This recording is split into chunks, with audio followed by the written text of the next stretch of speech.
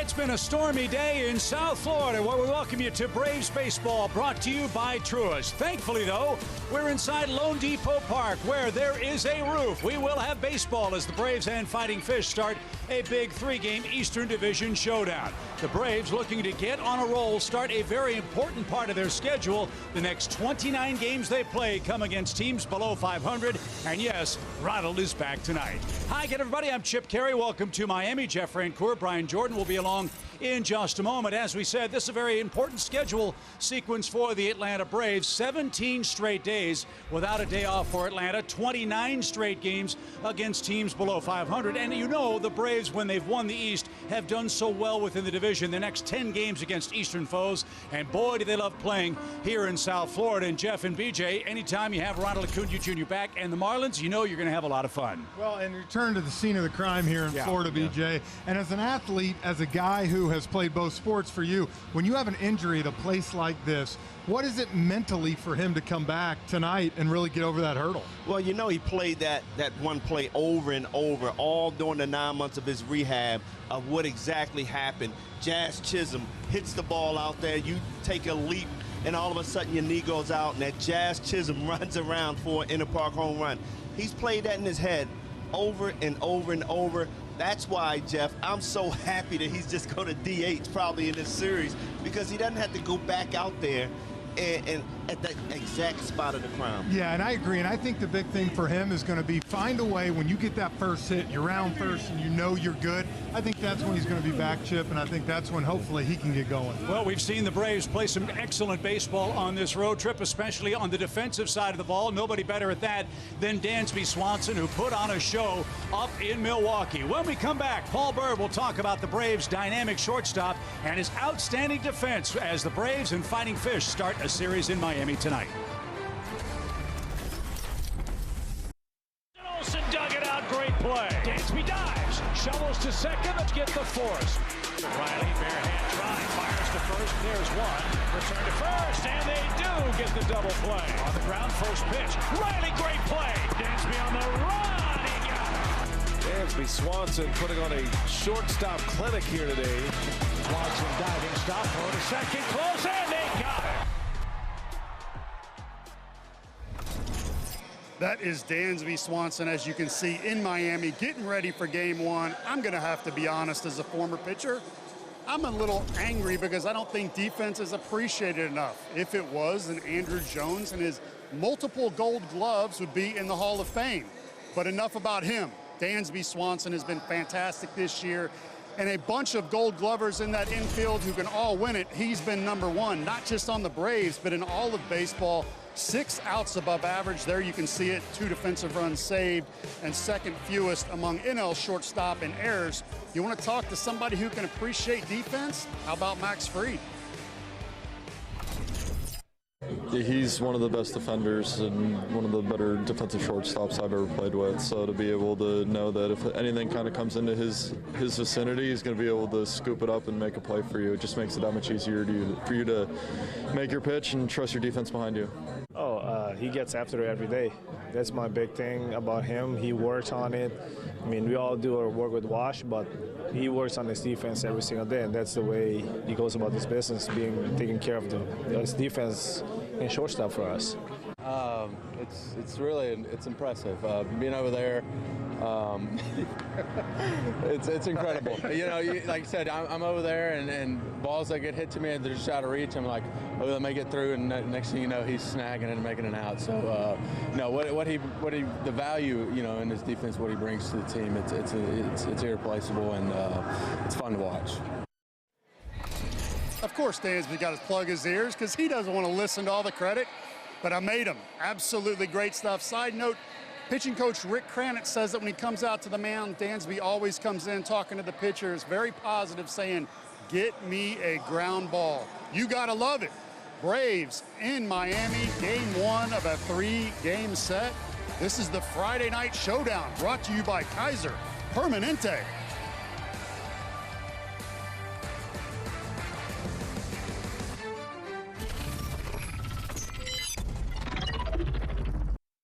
"56 career games, 21 homers, 60 runs, a .321 career batting average. The Marlins, one of 4 teams against which Ronald has an OPS over 1,000.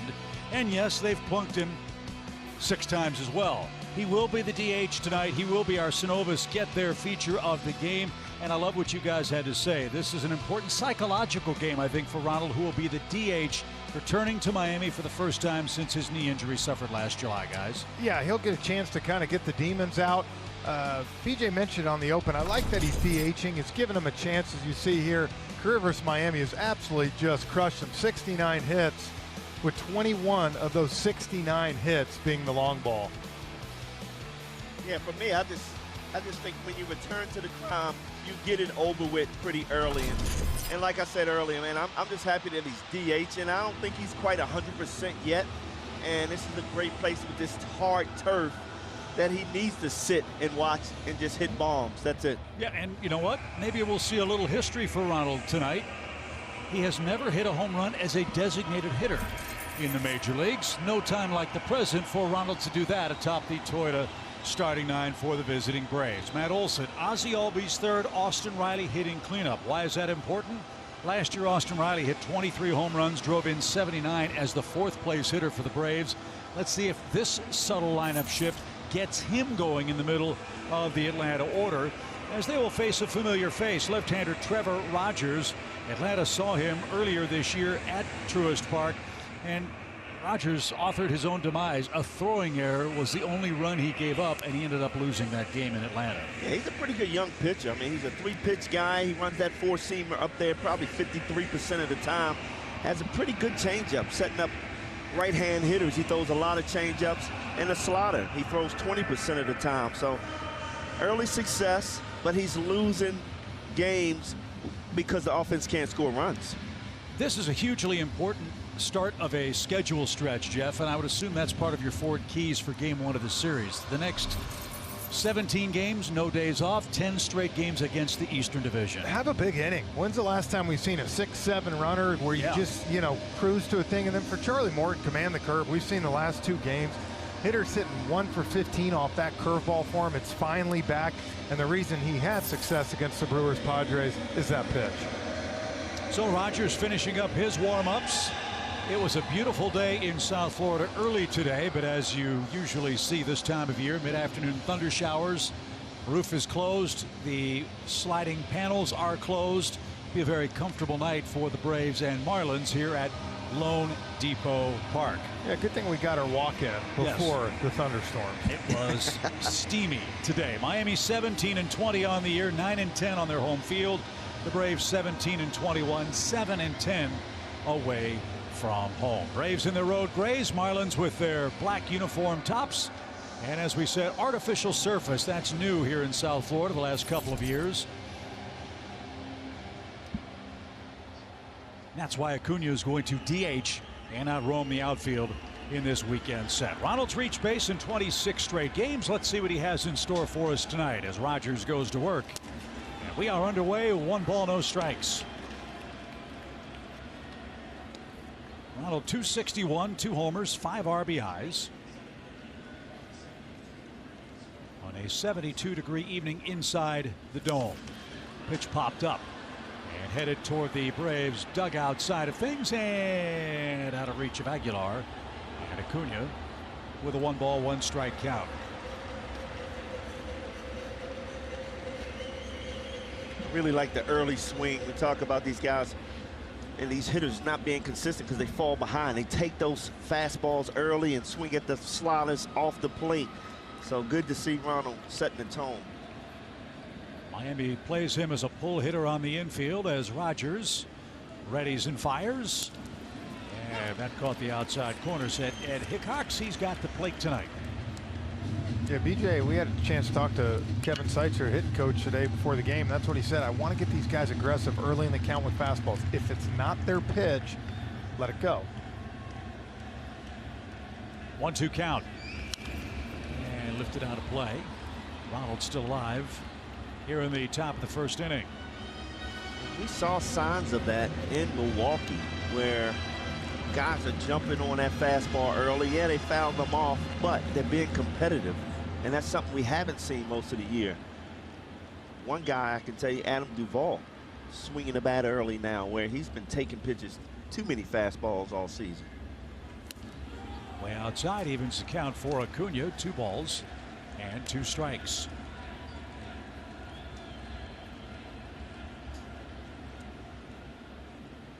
Think of all the Braves, Ronald needed a day off more than anyone yesterday. After that hard-fought series up in Milwaukee, the pitch. Smacked into the left field corner. That's down for a base hit. Ronald around first, and he is on his way to second. He continues to terrorize Marlins pitching. A leadoff double for Ronald Acuna. And here we go in the first inning. No surprise there. Ronald Acuna jumping on that fastball. Fell behind in the counts early, fouled off a couple of tough pitches, but he was able to handle this fastball right over the middle of the plate. Yeah, Rogers trying to go in right there. Good job by Ronald. The pitch before laying off that changeup, and luckily for Rogers, that ball stayed in the park. Good swing. 3 doubles for the Braves DH. Now Matt Olson will try to bring him home. Matt had a couple of hits in the wrap-up in Milwaukee and takes a strike.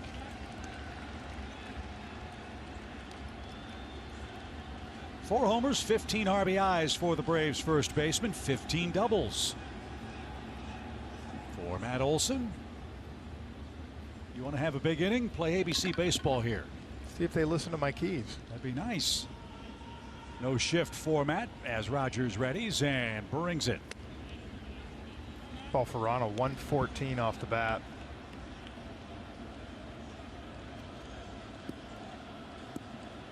One thing we've seen from Matt the last couple of weeks, much more patient approach at the plate. His takes are a lot better, Jeff.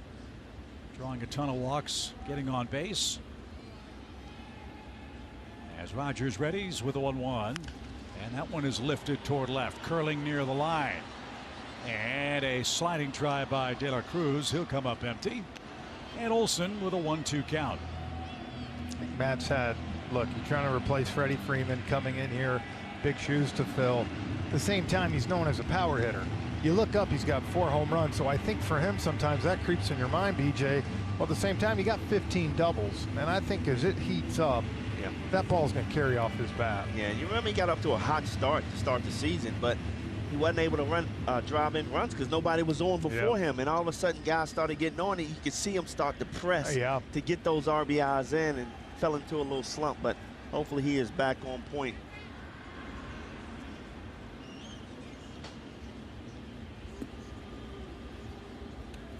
Rogers wants to keep an eye on Acuna. He's not afraid to steal a base, as you know. He's 6 out of 6 in that regard. And the pitch is slowly hit up the middle. Look at the spin on that baby at the second base bag. Productive out. Olson moves Acuna to third. Ozzie Albies now the key man of the inning. The Braves have the first run potentially 90 feet away. Yeah, look, not what you wanted. You got jammed right there. With that being said, you got the runner over to third, and that's to me what this team's got to be able to do. They got to take advantage of a leadoff double like that. Now you give Ozzie, who's one of the best in the Major League Baseball hitting from this side of the plate, a chance to drive in his first run. Here's where he has to be patient. The big thing with Ozzie Albies, he's so aggressive. First thing he sees, he's swinging at. But with a man on third base, you got to be selective. This is his second game hitting third for the Braves, and he whacks the first one out of play to the right side, strike one. The one thing I will say from this side of the plate, I don't mind Ozzie as much being aggressive, though, because I feel like he has better back control from this side of the plate, can put the ball in play. And sometimes where he gets in trouble is from that left side of the plate. You see that first pitch rollover. Ozzie's a lifetime .331 hitter against lefties. Hasn't had that kind of luck yet this year. Maybe he can change that. Give the Braves an early lead. The pitch is high. And as you know, guys, when the Braves score the first run of the game, you really like their chances. Yeah, 14-3 when they score first.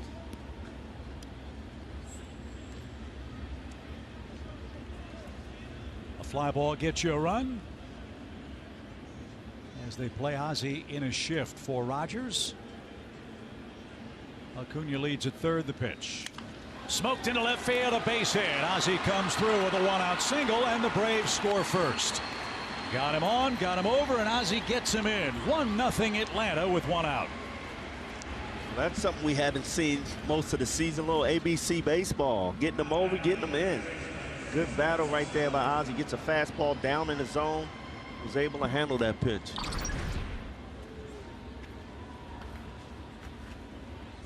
Rogers said he really had good luck with his slider in his last outing. Not so much here in the first inning. And Atlanta leads by 1 with Austin Riley coming up. As we said a moment ago, he feasted as the Braves cleanup man last year with 23 home runs out of the 4-hole on the lineup card. And Riley, a booming home run up in Milwaukee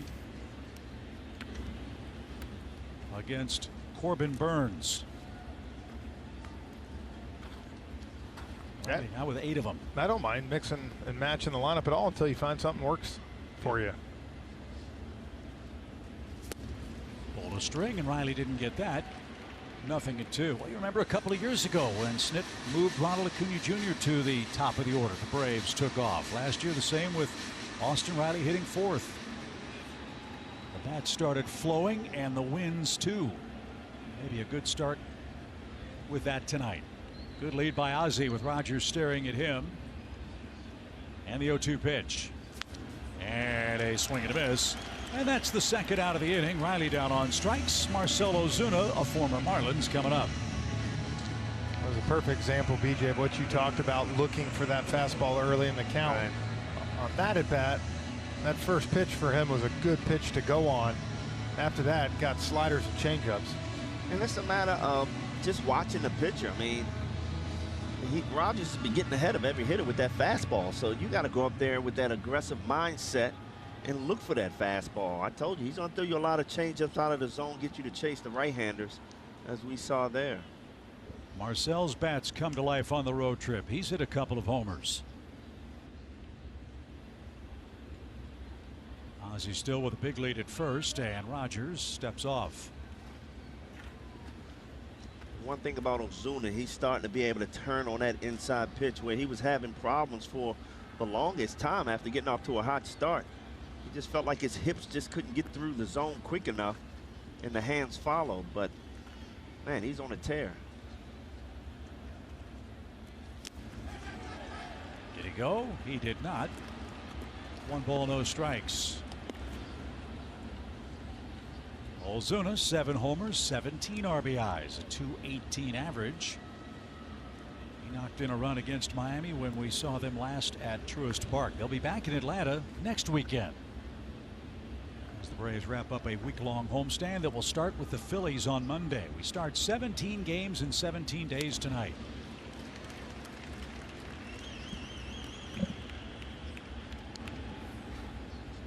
Yeah, with the Phillies, and then the Fish come back to town for the second time this year.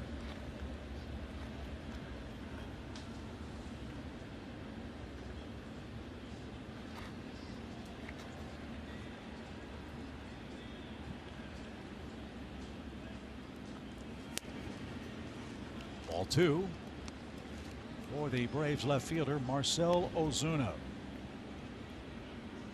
See, Rogers don't want to make a mistake inside. He's staying away from Ozuna. Well, they give him a lot of room on the right side of the diamond if he wants to poke a ball that way. Aguilar holding Ozzie at first with 2 outs. There's that breaking ball, a beauty. 2 balls, 2 strikes. Tale of 2 seasons for Trevor Rogers, who's got a .445 ERA after 7 starts. He had a .184 ERA after his first 8 starts last season. It's been a rougher 2022 for the Marlins left-hander. He's already down a run. The pitch, swing, fly ball. That's well hit. De La Cruz on the run at the wall. She is gone. Marcell Ozuna hits a 2-out, 2-run homer, and the Braves, Jeff, do have a big inning. They lead it 3-0.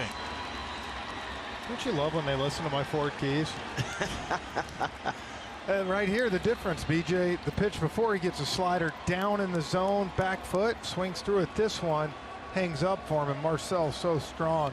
And something the Braves did so well last year, the 2-out RBI, something we have not seen this year, because for a pitcher, it's demoralizing. Right. And then Rogers, the strategy to stay away, and all of a sudden he gets a slider over the middle of the plate. That's why he's having a tough season so far. You can't make that mistake. So Marcel has homered in 3 straight games for the Braves. And Rogers,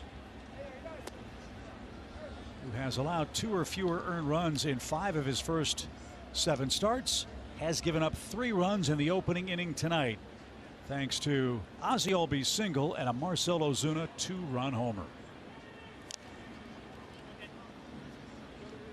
Well, I feel like now you got a young pitcher like Rogers, BJ. You hopefully kind of frustrate him a little bit. Now you're hoping he tries to overthrow with that fastball and it straightens out. His hitters can really go on the attack.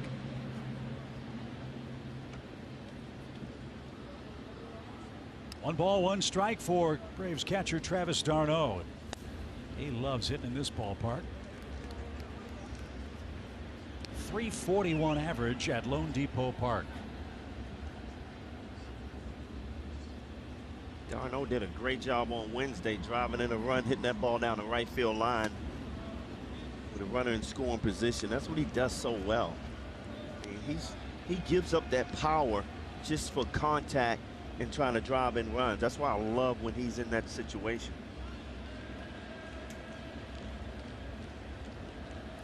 Swing and a drive. De La Cruz on the run. He's not going to get that. That'll one-hop the wall.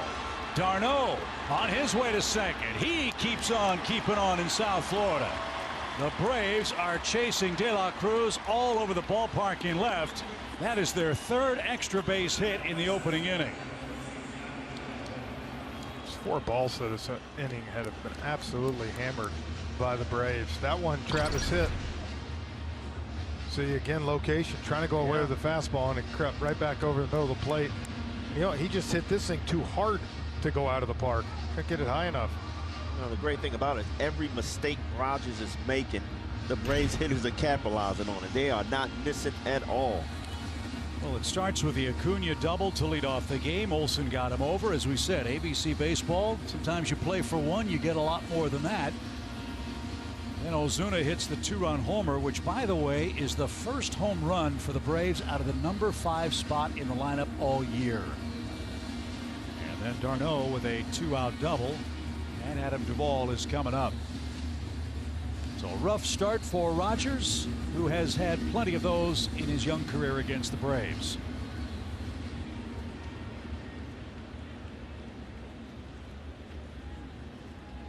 Another base hit here and tack it on. Playing the shift, all you got to do is punch something to the right side. And that was well located for Adam, a former Marlin. No balls and a strike.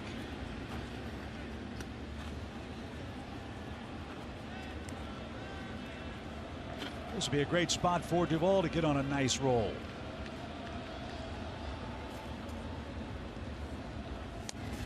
Inside corner, it's 0-2.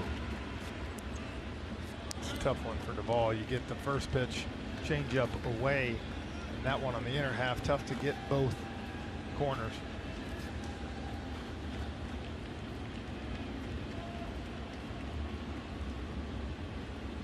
Boy, how great is it to give your starter a big lead in the first inning? Haven't had many of those from an offensive standpoint. But Charlie Morton, before he's thrown a pitch, leads by 3. Ball would like to add to that. 2-strike pitch. Fly ball to left, and De La Cruz back a step or 2 to retire the side. Great start in South Florida. 2 doubles, a single, and a Marcell Ozuna 2-run homer. Atlanta 3.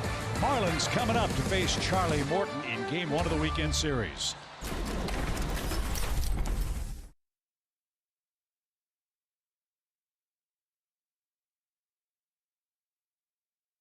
Say that about Charlie Morton in particular, guys. Uncle Charlie is back. His last 2 have been as good as you could expect.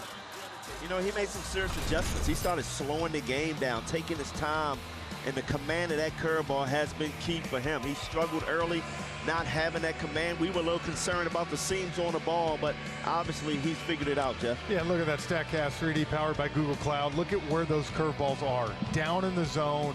for back foot for righties or for lefties and for righties going away. That's how he's going to get his strikeouts.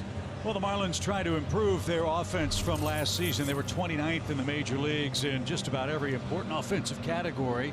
And with Jazz Chisholm leading off their Toyota starting line, like Acuna, he's a dynamic, exciting young player. Aviseo Garcia is in the middle as well.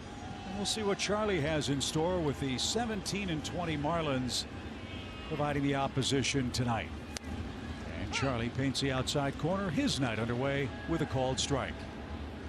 Well, if I'm Charlie and I'm Darno right now, you saw last inning getting some of those corners. You saw that ball right there, a little bit off the outside. For Charlie, if he's going to get those, you can keep living out there. Yeah, that was a nasty sinker to start the game off.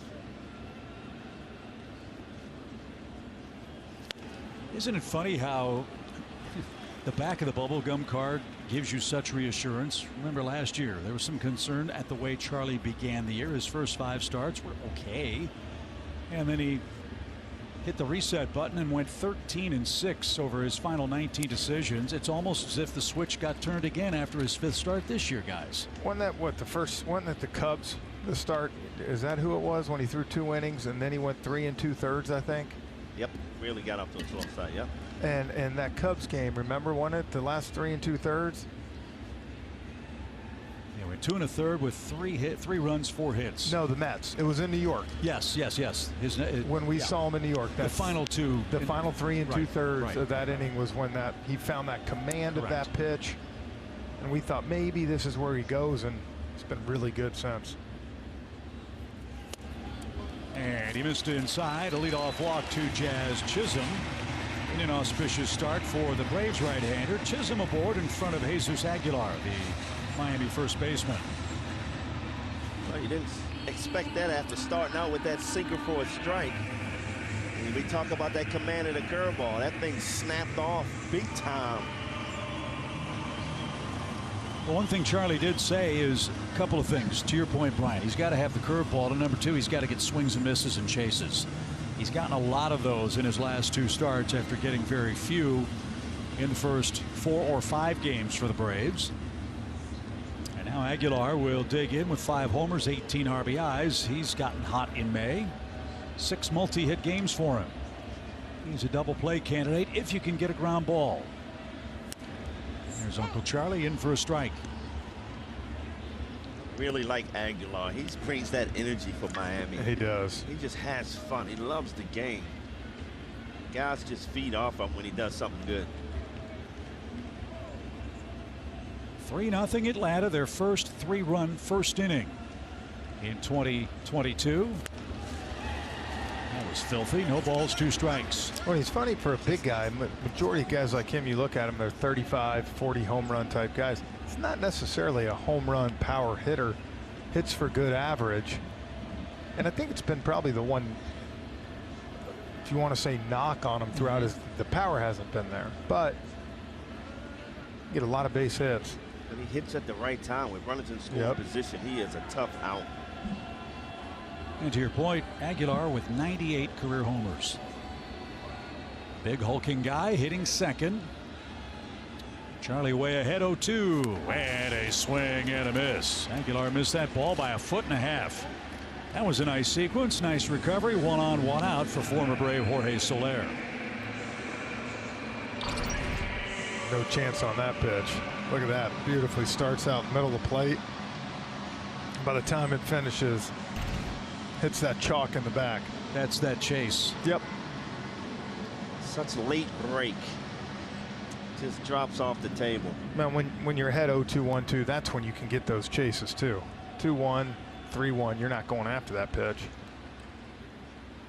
Jorge Soler has been bothered with some back stiffness the last couple of days, but back in the lineup as the DH for the Marlins tonight. I really think Kevin Seitzer was really good for him last year. He became a patient hitter, didn't miss his pitch. You know, you look at his average right now, 195. I mean, that's not Soler that we saw last year. No, and I think it's been tough. He's, you know, from down here, a lot of pressure, you know, down here, being from Cuba. Maybe when he settles in a little bit, you'll see kind of what you saw more in Atlanta. 1-0 pitch. Beautiful.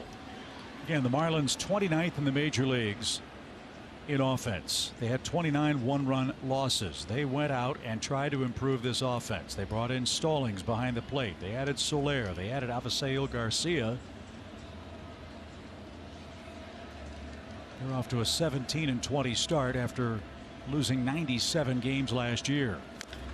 Slow roller off his foot. That'll be a foul ball. A ball and 2 strikes for Jorge Soler. One thing we've seen about the Marlins, they've been a very, very streaky team so far in 2022. Yeah, talking to Don Mattingly, they got off to that 7-game win streak, and I told him, I said, man, I thought you guys had figured it out. He said, I thought so also, and then they lose 10 in a row. When you have a young ball club, though, those things kind of happen. Yeah, and look, their team's built on pitching, and like you said, they're trying to add more offense to, you know, take the stress off Alcantara, Pablo Lopez. Well, and that's the point. 29 one-run losses last year. They've played 17 one-run games already this year. Yep. And have lost 12 of them. The one thing the Braves have done a great job the last 4 years too is beating the Marlins. And that's what you have to do. You want to win your division, you have to be good in the East. So far, the Braves under 500, only by 2 games. They're trying to win their 5th against a division rival as we start 10 straight against the Phillies and the Marlins. 2 balls, 2 strikes for Jorge Soler. The DH, the pitch. Chisholm's running. Pitch on the ground, foul. And we'll do it again. 2 balls, 2 strikes. Jeff, you played here. You were a Marlin briefly. This is a big ballpark.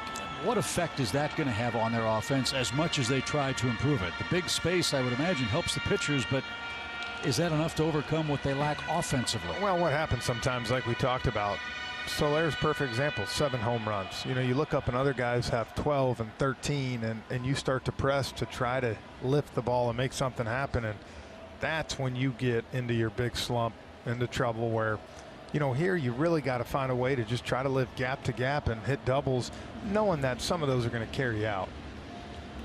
Well, that's also adjustment that all these players have to make with the dead ball. Yeah. 2 balls, 2 strikes. Soler in the box. Chisholm leads at first. 3-0 Atlanta. The pitch outside.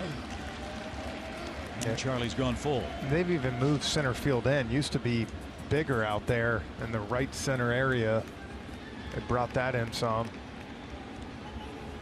Out where the sculpture used to be, they used to call that the Bermuda Triangle. That's gone. Thank God. What, you didn't like the sculpture? That was great art. Chip loved that sculpture. Makes you feel so happy. Runner goes. Pitch fouled away. You see the Dolphins circling around, all the beautiful neon lights. Especially when you hit it, the home run.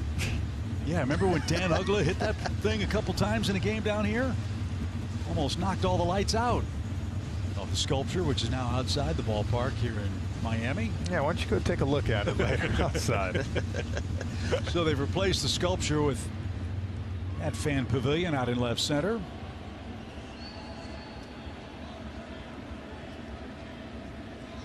Three balls, 2 strikes. Morton working hard with his former teammate. The pitch is slowly hit on the ground, and Dansby is going to make the peg to first, and a close play. They just got it. A little bit of a miscommunication there. I think Dansby thought Austin Riley was going to cut that off, and Austin let it go at the end. A good job by Dansby to get a good strong throw. They barely got Soler. Yeah. Soler has some pretty good speed, though. He got down that line pretty quick. Good job by Matt Olson digging that ball out. So runner at second for Avisail Garcia, the former Brewer, who led Milwaukee in homers, RBIs, and walks last year. Off to a slow start in Miami, hitting .213 and just 9 RBIs.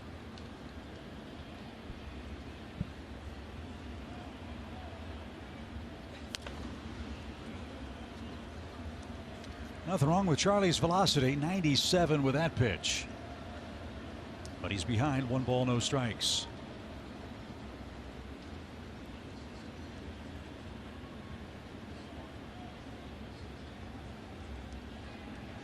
Morton looking for his 10th career victory against the Marlins tonight. He leads 3-0.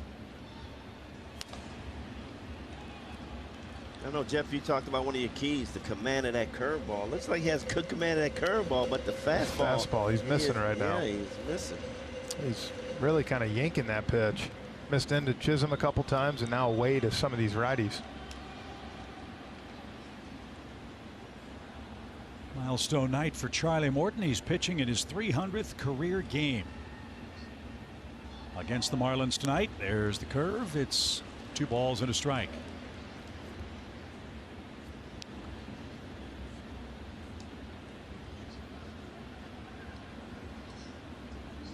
Charlie lifetime 109 and 98 as a big league pitcher. He leads 3-0 in the first tonight. And he's back in the count to Garcia. 2 balls, 2 strikes. And the Marlins should be no stranger for Charlie Morton. More wins, innings, and strikeouts against the Marlins than any other opponent he's faced in the major leagues. Well, that'll bring some confidence coming to the ballpark today. Should, Feeling right? good about yourself. And then the offense give you 3 runs in the first. 2-2. Swing and a miss. Charlie Morton, a shutdown inning with a couple of strikeouts. Braves off to a good start this weekend in Miami. They get 3 in the top half. Morton shuts them down, and we go to the second at Lone Depot Park.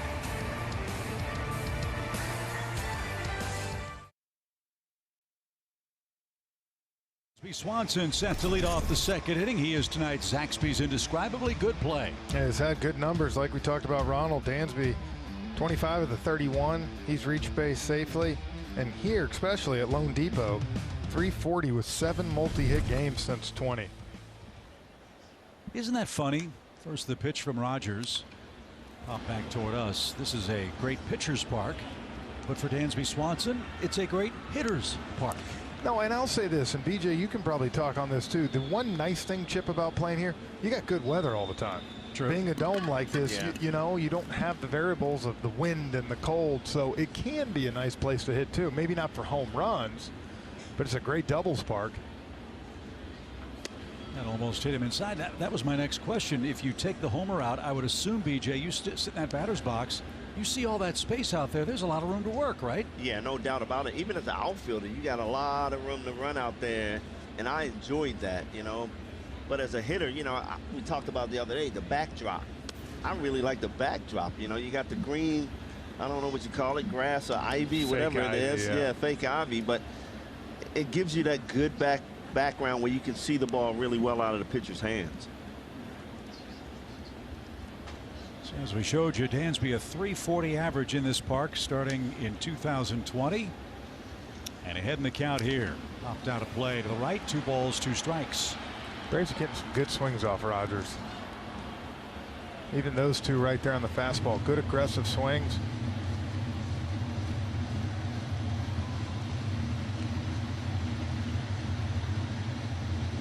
Kind of looks like they got a game plan there. You think? They play Dansby to pull on the infield. Aguilar the only defender on the right side as Rogers readies. And that one's hammered to deep left field. He goes yard. Dansby Swanson with a leadoff homer.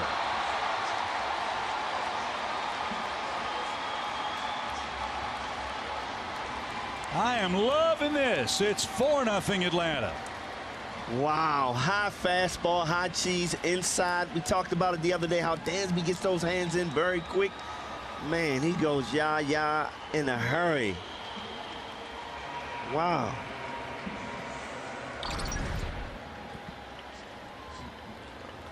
Well, he kind of hit a spot. He was trying to go up, but we've seen with Dansby, you're going to go heater up. That thing better be higher than high, because if not, he's got quick hands. Over the bullpen into the bleachers. That is a big blow here in South Florida. The Braves now with a couple of homers lead 4-0. Swanson continues his great work in this ballpark. His first homer since May 15th when he took Joe Musgrove deep. And Rogers a little shell shocked. He allowed 3 homers all year. He's allowed 2 homers in his first inning plus tonight. I like Dansby and Ozuna talking to 2 home run hitters. Yeah. Talking about, what did you see? Ozzy's like, I just hit a single. I'm sorry, guys. Little dribbler by Demerit foul. I'm the only one without the extra base hit. Braves have 5 hits, 4 of them for extras. But Ozzy's single was a run scoring hit. He'll take that all day long. So it's 4-0 Atlanta after an inning.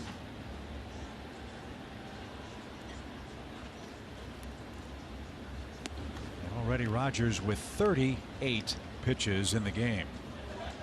Besides a couple of those good off speed to Austin Riley, you've seen these Braves hitters really lay off that slider so far and hunt the fastball.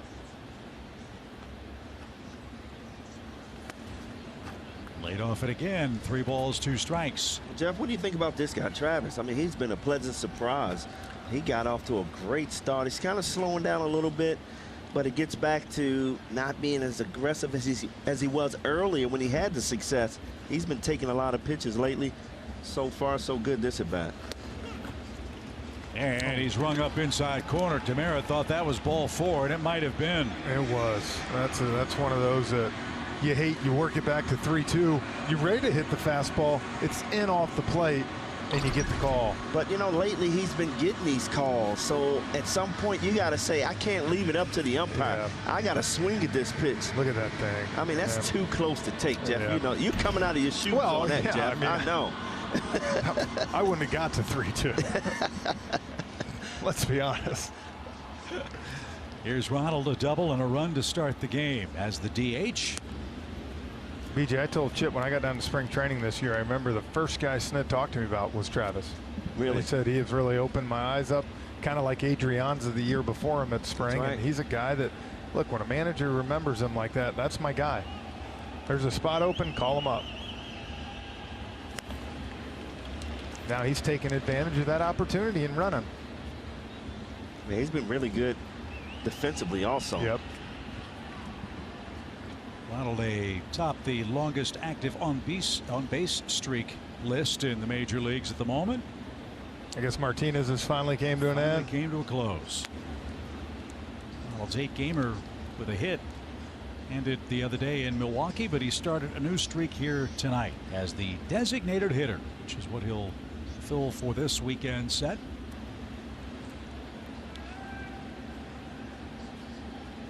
Two-one pitch. He's not getting any chases on this slider right now. That's like you said. I mean, they're doing a great job of laying off his off speed. He's not throwing it for a strike. We've been chasing it. And now as a pitcher, you're in a tough spot. 3-1. Do I come with the fastball right here? Because you know Ronald's in launch mode. 3-1. Change up. Yep.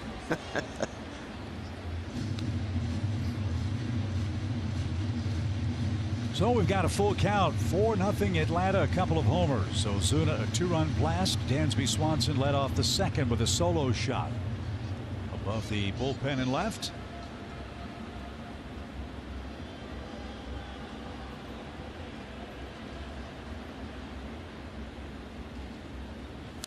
Oh, what a rip. Still 3-2. Again, he missed his spot. See the catcher, high fastball there. Man, I know he wish he can have that one back.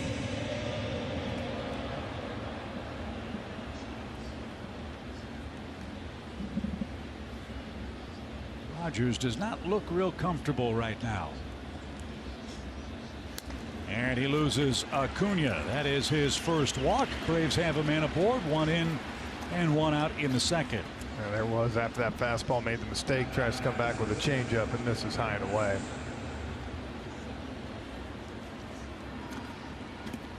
So the Braves want to keep Ronald off his feet on the hard artificial surface. Does that mean, guys, the brakes are on when he's on the bases? I sure hope so, Chip.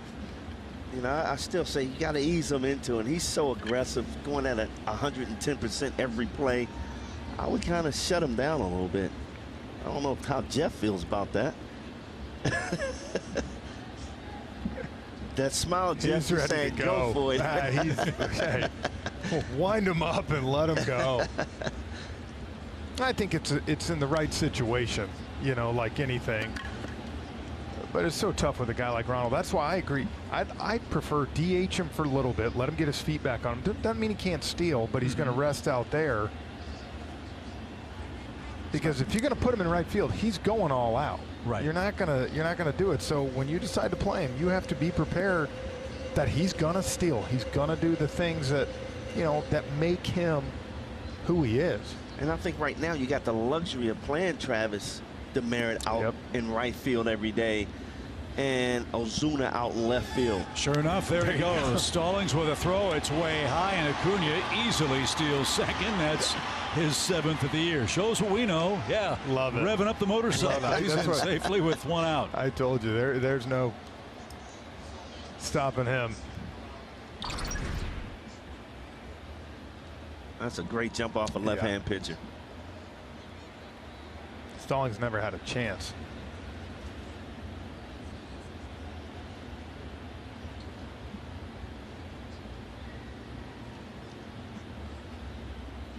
Textbook, as that's in for a strike.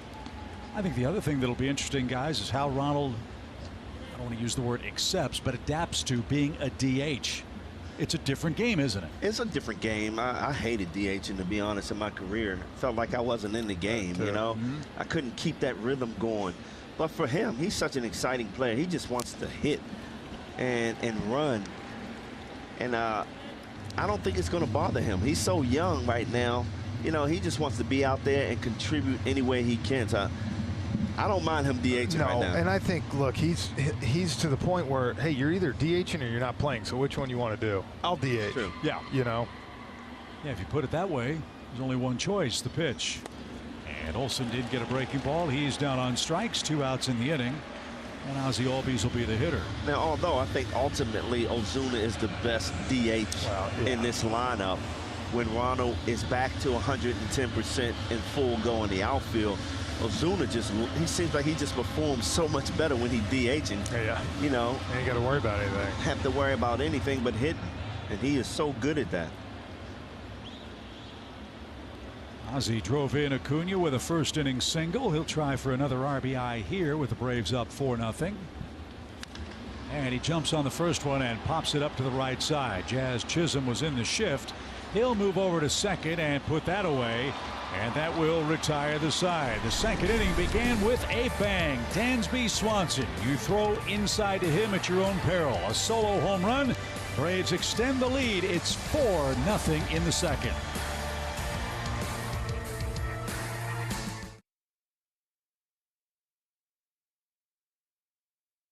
Showdown, presented by Kaiser Permanente.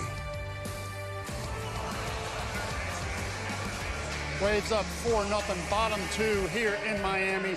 Charlie Morton out on the hill, looking really good lately. What's been the difference? Well, asking some of the guys in the dugout, they suspect that leg took a little more time to come back from. Again, last pitch in the World Series last year, the leg broke. So coming back with a shortened spring training, it's taking him a little bit of a time, according to them, to just get in a groove, get his mechanics going. And guys, let's face it, adding an ace Charlie Morton to an already very good staff will put this team over the top.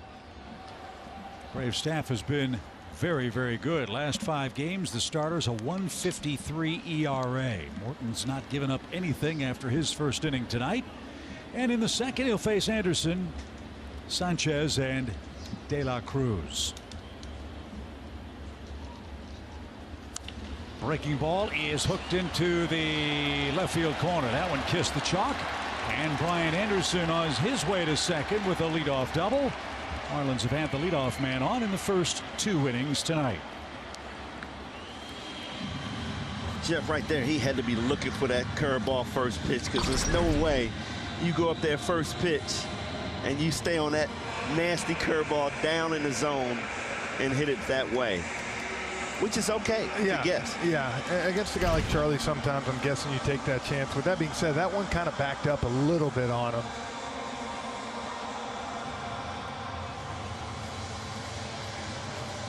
So a man aboard for Jesus Sanchez, the Marlins center fielder. Charlie Morton has dominated this young man. He's 0 for 11 against the Braves right-hander head-to-head. So we showed you the on-base streak of Ronald Acuna Jr. Anderson was on that list. He's now aboard for the 23rd straight game. First pitch lifted toward left. Marcel will move over, and there's your first out. And you love that. One pitch out, get a pop-up, keep Anderson on second base. Take that every time.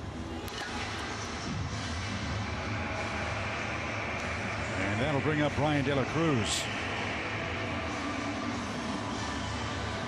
De La Cruz hitting .325, a homer, 5 driven in.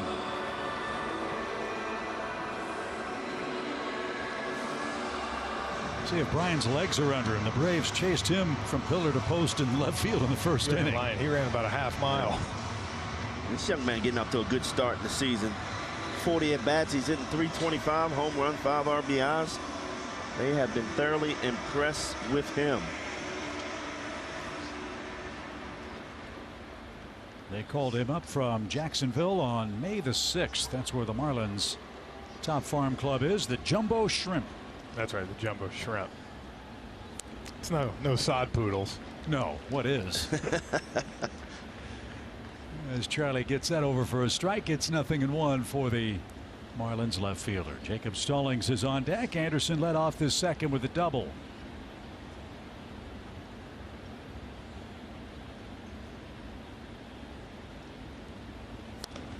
And right there, a beauty. It's 0-2. Boy, it's a very different look from our center field camera here in Miami. It's been 3 years since we've been back to South Florida. You know what's missing back there, BJ? What's that? The fish tanks. Yep. Oh, man. Yep. That was my kid's favorite thing when they came here. No balls, 2 strikes. Now, see, that was a lot better than the sculpture. And a base hit off the end of the bat. De La Cruz will bring Anderson home. He has a big turnaround first. And the Marlins play Pepper in left. They've got their first run. De La Cruz with a single. And the Braves lead is cut to 4-1. Didn't hit it hard, but hit it hard enough. And that curveball, once again, looks like their strategy right now is to, hey, when you get that curveball in, take a chance. And see, that one backed up on him right there. That's one that started on the inner half, like you said, finished middle, where when Charlie wants to go for that pitch 0-2, start in the middle and at the bottom of the zone. Well, you've got the catcher up, Jacob Stallings. Let's see if Charlie can get the ball on the ground to Jacob, who's off to a .215 start. Homer, 13 RBIs for the former Pirate. And that's downstairs. 1 ball, no strikes. We've talked about the young Marlins staff that's very, very talented. BJ, they said that one thing they wanted to improve was their game calling, their signal calling, their strategizing behind the plate by bringing in Stallings for Pittsburgh. Well, I know they're very happy with him. I know I talked to Jeff Nelson, who does radio and booth for these guys, and you know, calling the game for these young pitchers, he has really done a tremendous job, and that's exactly what they were looking for.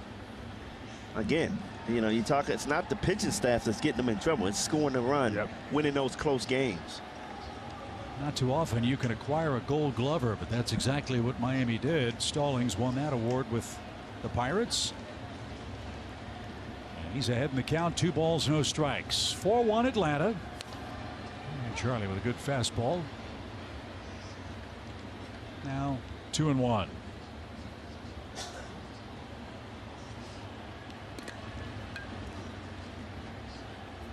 Charlie's last 2 starts, 1 run in 11 innings.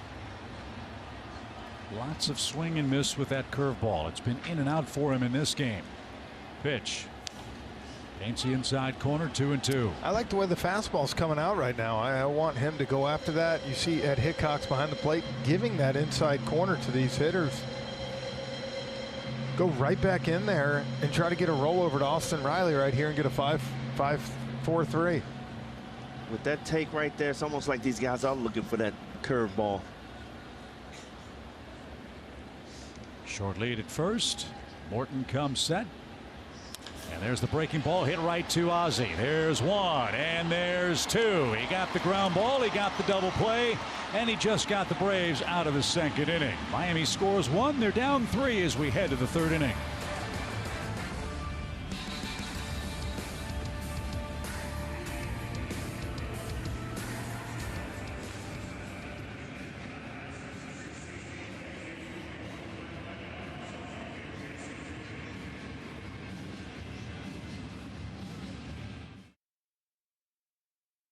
Normally sunny South Florida. Brian Jordan, Jeff Francoeur, Paul Bird, Chip Carey with you. The Braves off to a great start in the weekend series, enjoying a 4-1 lead. Ozuna and Swanson have hit homers for the Braves in the first 2 innings. Rainy evening, roof is on. Hasn't bothered the Braves a bit as they've jumped all over Trevor Rogers for 4 runs, 5 hits in his first 2 innings of work. Here in the third, Riley Ozuna and d'Arnaud coming up again. Austin struck out his first time up. So he's looking to get in on the offensive fun for the Braves, who had their first 3-run first inning of the year tonight.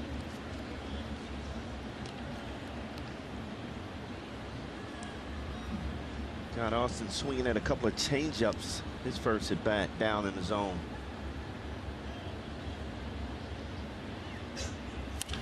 On the ground to short. Rojas, nice pick. Pretty play for out number 1. Austin hit that ball hard, but he's retired. That's the first leadoff man in an inning Rogers has set down. 1 away.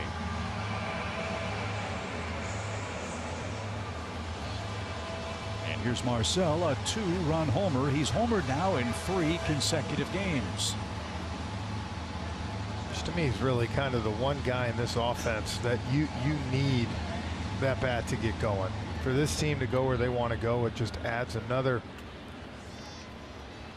huge bat in the middle of that lineup. Marcel now just 5 games away from tying the all-time record of 8 games in a row with a homer. One of the men that has done that before is in the Miami dugout. First the pitch. Don Mattingly did that as a Yankee, as did Dale Long and Ken Griffey Jr. What's your longest streak for each of you with consecutive games with a homer? Probably 2. Don't say 1. Swing and a miss. Marcel didn't get a fastball. Wants to know if it was a strike. The answer was yes. And 2 quick outs. I know I did 3 one time because I did it in Philadelphia each game. We were there for a 3-game series, but I'm outside that. I mean, that's tough. You're talking 4 or 5 ABs. It's pretty amazing. A long ball, yeah, it really is. I remember Chipper that one year had something like, my second year, he had something where it was like 12 or 13 straight games with an extra base hit. What's that like, being that hot at the plate? I don't know. Well, I had a 17-game hitting streak when I was a young pup, and that 18th game I got thrown out of the game my first at bat. Nice. Good for you. I drew a line in the dirt because I had football on my mind. I didn't know the baseball rules. Yeah. You draw a line, you're gone. And I couldn't believe it. I was like, why'd you throw me out? Yeah. So you had a bat, they threw you out. That's how your streak ended? That's how it ended. Oh, man. And then in your next game, did you start another hitting streak, or did you have an offer in your next I think I game? did. I got a hit the very next game. That's how it happens. Yeah. I was so mad at the umpire. Oh, my goodness. You did draw a line. I know. I didn't know, though. I told him I didn't know. You know how many times he's heard Swing and a drive. d'Arnaud bombs away for the Braves. Another homer over the bullpen. We told you d'Arnaud loves hitting here. The Braves have a 3-homer night, and Don Mattingly has no answer for the suddenly scorching hot Atlanta offense. No, and these aren't cheap home runs. These are going over the bullpen, over the fans, into the second deck up there. Wow, that had to feel good for d'Arnaud, who's been struggling a little bit. Now think about what he did the other day. Shot that ball to right field. You get your eyes sight back there, and then look. Again, Rogers trying to go away. You miss right in the middle, and he just pulls his hands in beautifully. guys are right. These are not cheap home runs in a giant ballpark. So Atlanta's hit 3 homers for d'Arnaud, his first homer since we saw the Red Sox and Garrett Whitlock. And the Braves get that Marlins run right back here in the 3rd inning. Which is something this team, to me, you saw it in Milwaukee the other day. 4 runs and they stopped scoring. The tack on runs, 3, 1, 1. Eventually that just kills the other team. Duvall strokes that ball to center. Sanchez back. That's over his head and off the base of the wall. Adams streaking to second. The throw is going to be late. Man, the ball is flying down here tonight. Another Atlanta extra base hit with 2 outs. And I told Kevin Seitzer the last 2 games, Adam Duvall starting to be a little more aggressive, not taking a lot of pitches. He's up there to swing. And that's Adam Duvall. I mean, if he just focuses on swinging that bat, you know, see ball, hit ball. I mean, he's one of the best hitters in the game. Well, look how strong he is. Yeah. He got out front on that changeup and hit it off the wall, dead center, 400. So the Braves have 3 of their 5 runs in this game with 2 outs. They've scored in every inning, already 7 hits on the night. And Dansby Swanson is the hitter with a solo home run to his credit. And in for a strike, 0-1. This is exactly what the Braves needed after a real tough series loss up in Milwaukee. 3 fantastic major league games. Just wish the Braves had been able to come away with their first road series win. But chance to get back to 500 on the trip if they can win tonight.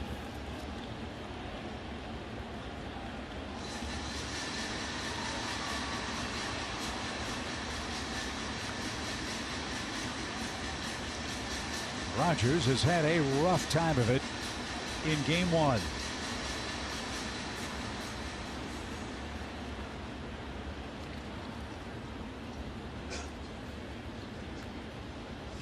Duvall has a giant lead at second with 2 strikes.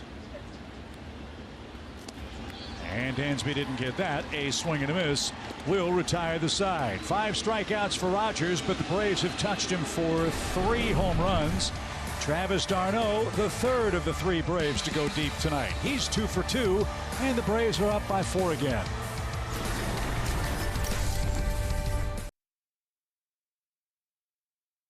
Third inning in Miami. Glad you're with us on Bally Sports tonight. Good start to the weekend. Rojas, Chisholm, and Aguilar coming up against the Braves right-hander. Rojas at .214 on the year.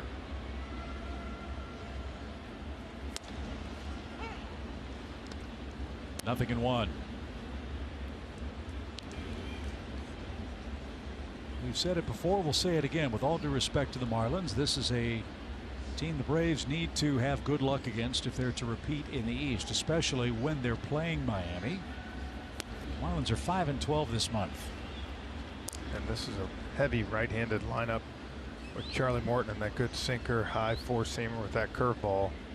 Should be a team that he really can go 6 or 7 against tonight. No shift behind Morton as Miguel Rojas steps out.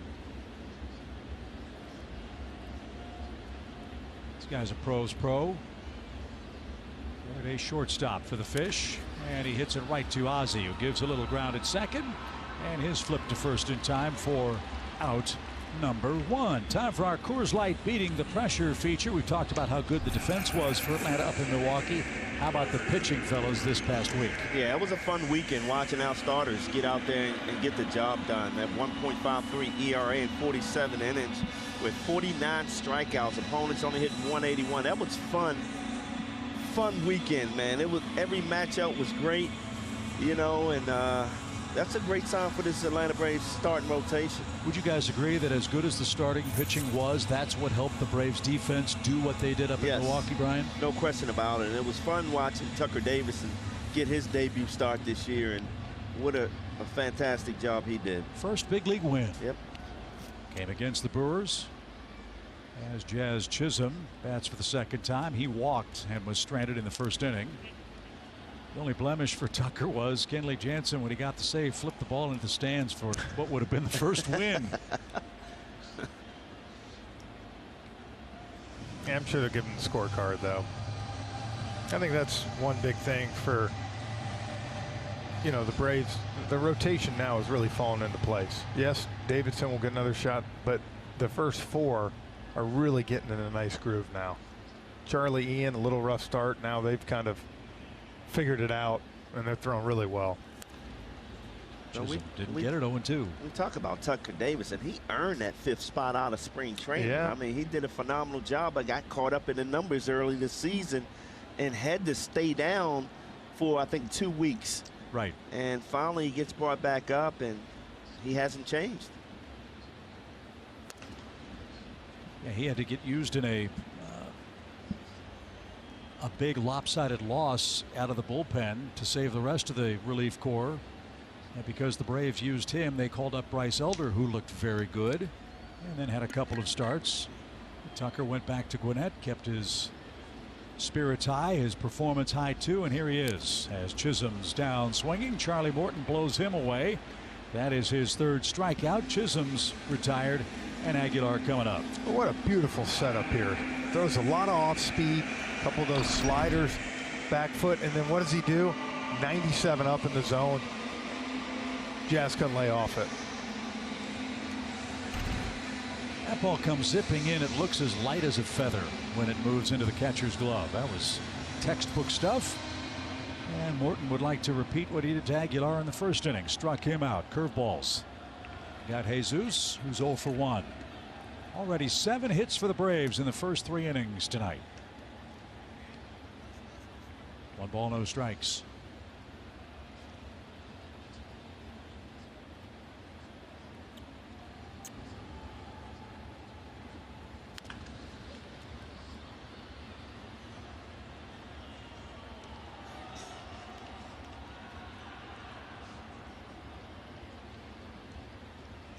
Aguilar has to be looking for curveballs after that first at bat. Now you run those sinkers in on his knuckles. Yeah. He has no chances.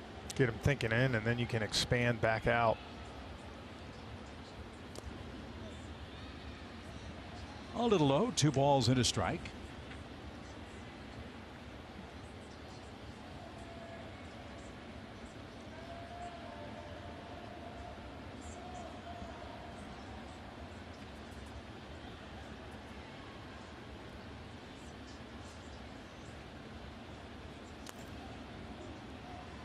Charlie upset at that offering. 3-1 the count.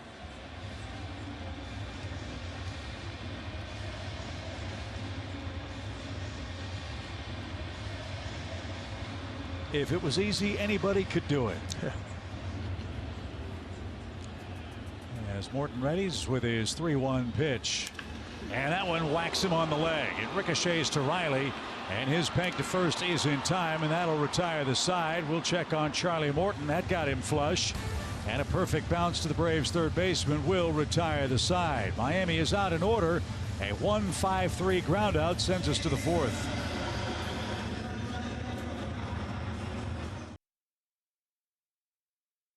Good to see Charlie Morton laughing in the dugout with George Poulos and Rick Crandon. Scary moment here to end the 3rd. So he throws a changeup away, and you can see the right leg. The ball went right to Austin Riley, but it got the back of the leg. A ball that Aguilar hit really.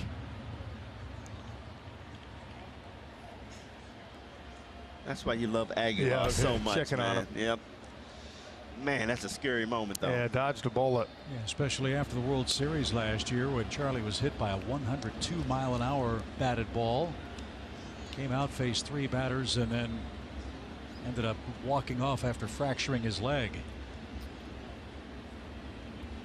So hope he'll be able to continue. Looks like he's in good spirits in the Braves dugout. He should be. He leads 5-1. Rogers back to work with Demerit, Acuna, and Matt Olson here in the 4th inning.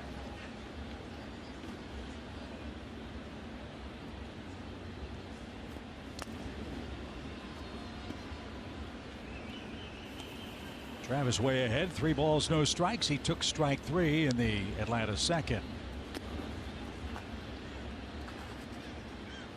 Already 70 pitches for Rogers tonight.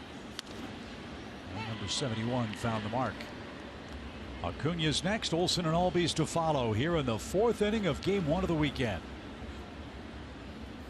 First of 17 straight without a day off for the Braves, and the first of 29 in a row against clubs under 500. If you want to make a move, this is your first crack at it. Would you agree, guys? Well, yeah, and I think, look, when you look at the Mets on the other side, Scherzer's out 6-8 weeks with an oblique. McGill's out for a little bit, so they're thin on starting pitching. And they've got a stretch of real tough opponents over the next month or so, as this one's on the ground to third. Anderson with a strong throw gets demerit for the first out. And look, it's one thing to talk about the misfortune of the teams in front of you. You got to take care of your own business. Wouldn't you agree, Brian? You do. You got to take one day at a time, basically, and hopefully we'll see this Braves team, as we're seeing right now, start to come together, hit the long ball, move guys over, get them in. You know, the Mets got off to a great start. Give them a lot of credit. Yep. I mean, everybody's healthy. They made some moves in the offseason, but as Jeff said, now you're seeing the injuries happen. So this is the opportunity for the Braves to really creep back in this thing. That's why you play 162, you know. Here's Ronald. He's been on base twice. He's doubled, scored, walked, and stolen a base. And the Mets won't play tonight. They're in Denver. They got snowed out today. It's pretty late in the season to get snowed out, isn't it? No. It'll be sunny and 70 in Denver tomorrow. Yeah, well, probably. that's exactly. So a chance to pick up some ground today if Atlanta can win. The Braves at the moment are 17-21, 8 games off the Mets pace. And they have been barreling up everything against Rogers early tonight. 2-0 pitch. Sharply hit toward third, and Anderson can't handle that. Ronald's on his way to first. Big turn and a wide turn, and he's back to first. Normally he's able to slam on the brakes and come to a quick stop. Yeah, well, he had to take a big pirouette and round back to first base as he's aboard with 1 out in the 4th inning. Yeah, they gave this a hit. I was looking for that right away. That ball was absolutely lasered. Yeah, scorched. But that's the scary part for me when you see him take off and run so hard thinking he's going to get a double. You can kind of see him let up, be smart about it, and round it instead of just kind of coming to a halt. 107 off the bat on that one after 114 for the double in the first. So his perfect night continues as he torments the Marlins again. Here's Matt Olson. Big hole left side for Matt as he rolls over foul into the Braves dugout. No balls and a strike. Kyle Wright with a nice catch. Hopefully a good omen for him. He's pitching here tomorrow night.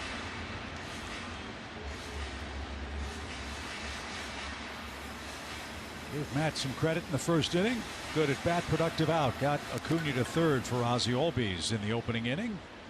Ozzie delivered a base hit for the first run of the game.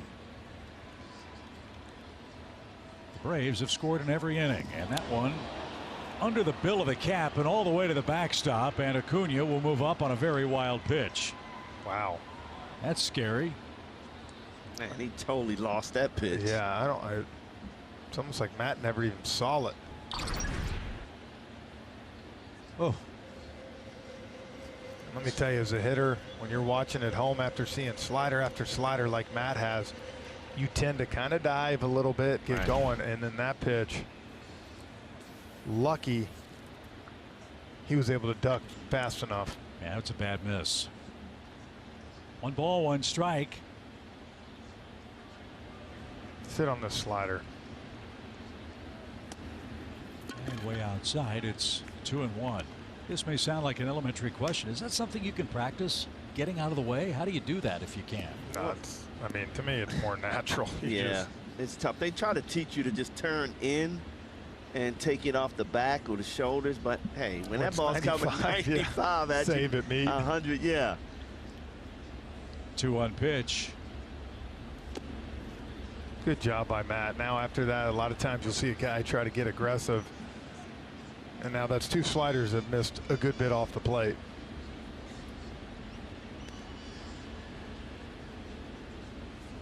The Braves have had an excellent plan of attack against Trevor Rogers tonight. Olsen way ahead, 3 balls and a strike.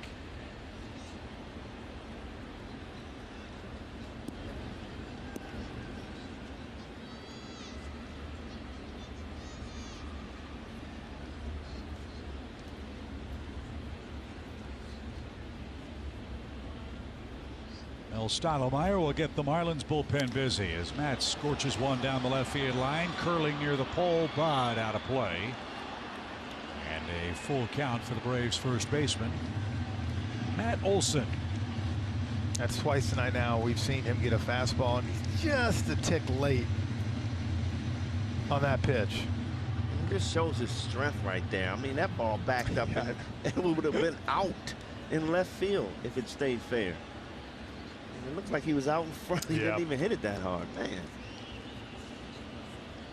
Another man in scoring position for the Braves in the 4th.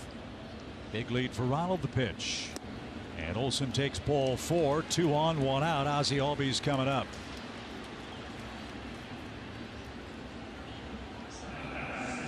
That is the second walk for the Marlins left-hander. And now a chance to deliver a dagger after the meeting with Mel Stottlemyre. He'll get the Marlins bullpen a few extra tosses here as Rogers, coming off a 5 1/3 inning stint against Washington, has run into all kinds of trouble, beginning with the very first batter, Ronald Acuna Jr. While they chat, let's step aside quickly for a message from Zaxby's. It's the new Signature Club with bacon and cheese, remixed by Zaxby's.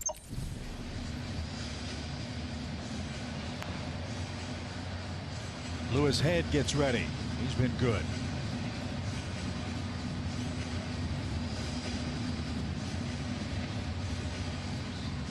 After Albies, you've got Riley, Ozuna, d'Arnaud, Duvall, a bevy of right-handed bats. One would think this would be Rogers' last hitter. I thought at this point, if you're going to do it, why would you not turn around Ozzie here, which makes you know that Head is not ready yet.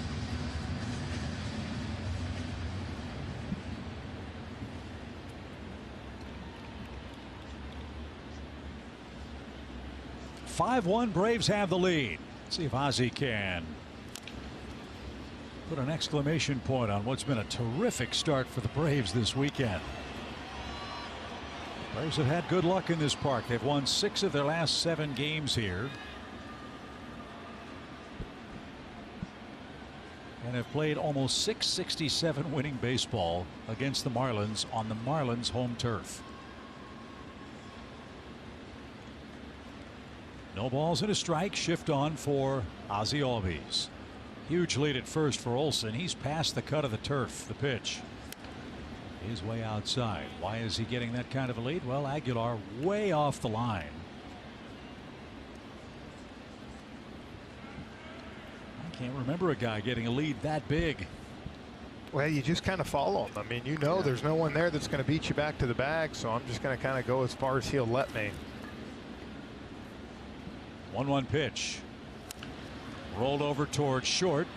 They will get 1. That is all. First and third with 2 out.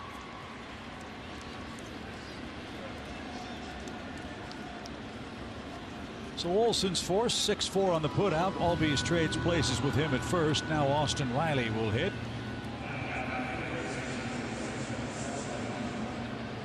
That's where I think Albies gives up a lot of at-bats.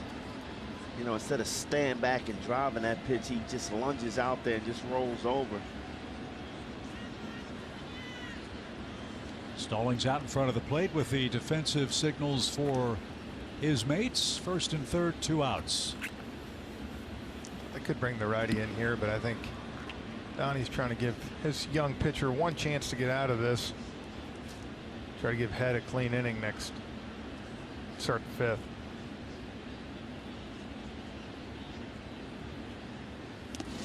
That's the old managerial decision, right? How do you teach a kid to get out of trouble if you never let him do it?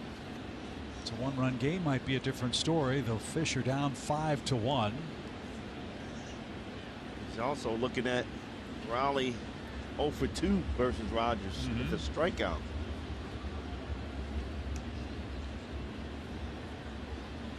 Boston with a 3-run homer in Milwaukee. Let's see if he can turn that trick in Miami. The Braves have hit 3 homers already tonight. The pitch.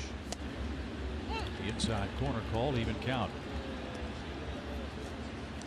Travis Demerit sitting in the dugout going, huh. Called it on him too. Way in. But like you said, BJ, as a hitter now, you can kind of put that in your memory bank. That's right. Ozzy's running. Pitch is on the ground to Anderson. Top spin roller. And his throw to first is in time, and that will retire the side. The Braves strand a pair in the 4th, but lead 5-1. Charlie Morton back to work.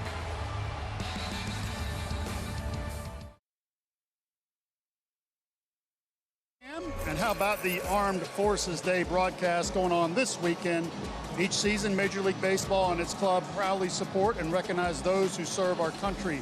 On Saturday, May 21, baseball will be recognizing the Armed Forces Day, which was established in 1949 and traditionally celebrated each year on the Saturday of May. Throughout the weekend, MLB players and coaches will wear camouflage designed caps as well as optional camo socks. Alanda Arcia right here supporting Land of the Free with the flag. We appreciate it. Good stuff, guys. Always want to honor our guys serving over country, serving all across the world. So much more important things than baseball. Yeah, guys. It's a great report, Bertie. And yeah, we salute all of our men and women in the armed forces and thank them for their sacrifice and their service, not just this weekend, but every weekend in the United States. As Charlie Morton versus Jorge Soler in the 4th inning. Bertie, if you're still with us, what's Charlie going through now after that batted ball off his leg to end the last inning? Well, he walked fine in the dugout and he smiled, but I have to tell you, once a little bit of time sets in, you get back out there, the leg can be stiff. And Soler just got hit.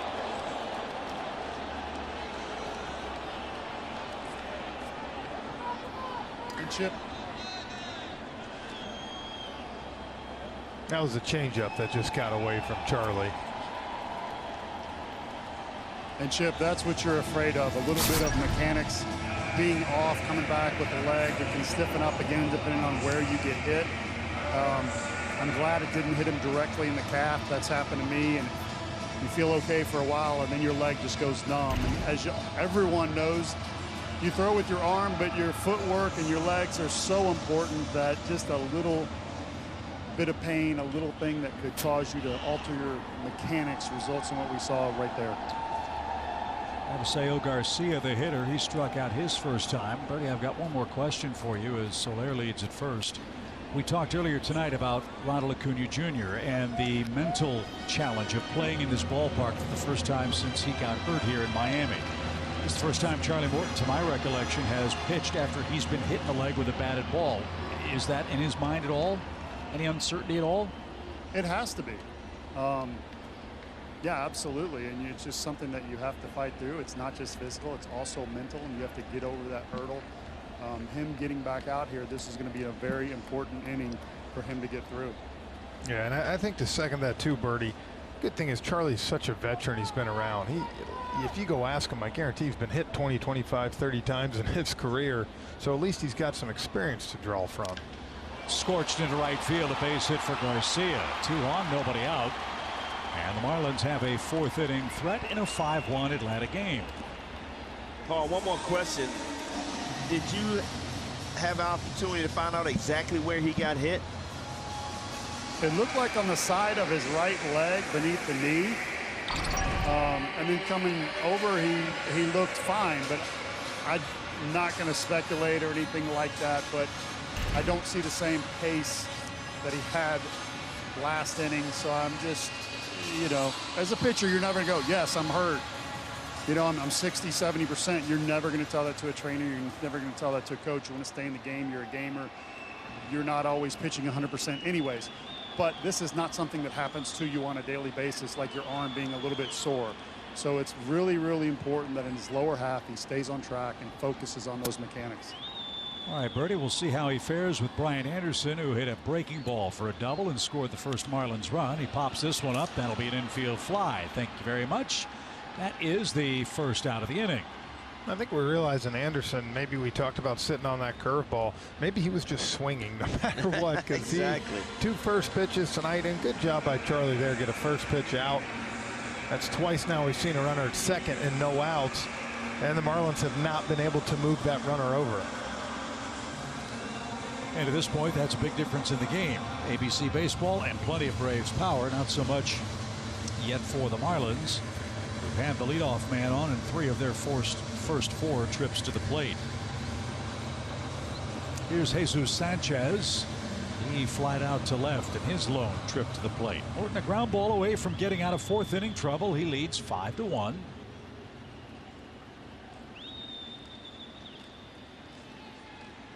Sanchez, like the Marlins, has been a streaky hitter. After a 6 for 63 run, he has 3 hits in his last 7 at bats. There's a good hook, strike 1.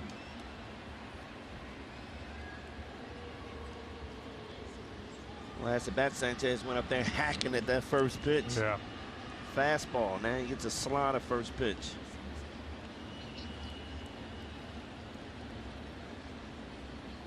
Braves play him slightly to pull on the infield, straight away in the outfield. And another breaking ball to Beauty, 0-2.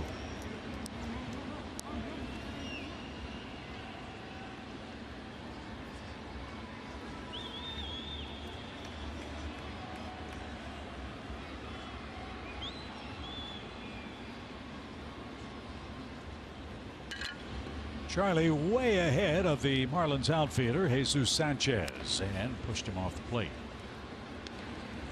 1 ball, 2 strikes. Charlie's thrown 52 pitches, strike 1 to 70, or 73% of those pitches have got the at bat started in a good way. And he leads by 4 runs in the 4th. The pitch is dribbled toward the Braves dugout. That'll bounce over the netting into Brian Snitker's territory. Still a ball and 2 strikes. He's 3 out of the 4 pitches been that curveball. That one more back foot. I'd love to see him now. You throw that 2-seamer low and away and just get a late swing and miss. That's how he got Garcia in the 1st inning. That blistering fastball that he swung through. There are the Marlins runners. A hit batsman and single. 1 out after the infield fly. Sanchez behind in the count. Breaking ball froze him. Strike 3. Carved him up with the curve. Charlie has 4 strikeouts. That's the 2nd out of the inning. Sanchez just could not pull the trigger on that curveball. 3 curveballs looking. But I think he was thinking like you, getting a sinker away. You could see him leaning out there, and all of a sudden that curveball just comes right back. Well, that one's more kind of backdoor coming around compared to back foot slider. Good pitch by Charlie.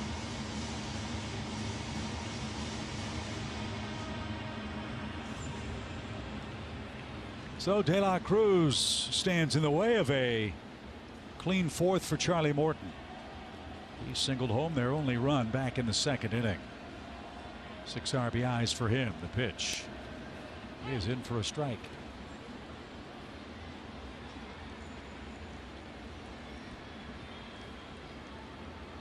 It's that front door curveball. I think De La Cruz hit that front door curveball last time he reached out there and got a single. Yep.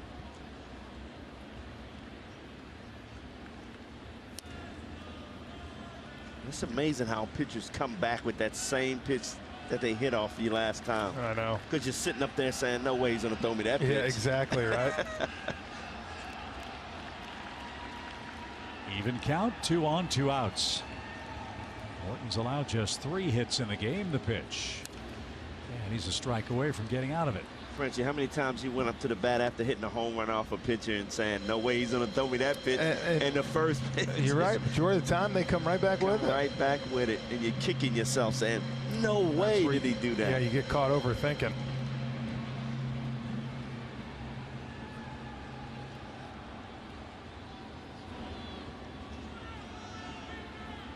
Two on, 2 out, 2 strikes for Brian De La Cruz, the Marlins left fielder, and Morton wants to ponder this pitch. Charlie's got to get through 5 innings with this lead to earn his first road win of the 2022 season. He's looked good again tonight. And the pitch is rolled to the left side. Dansby's got it. He'll throw on the run to first, and Charlie Morton works around 2 on, nobody out. The Marlins can't get the ball out of the infield. Charlie Morton is dealing. The Atlanta offense is red hot. It's 5-1.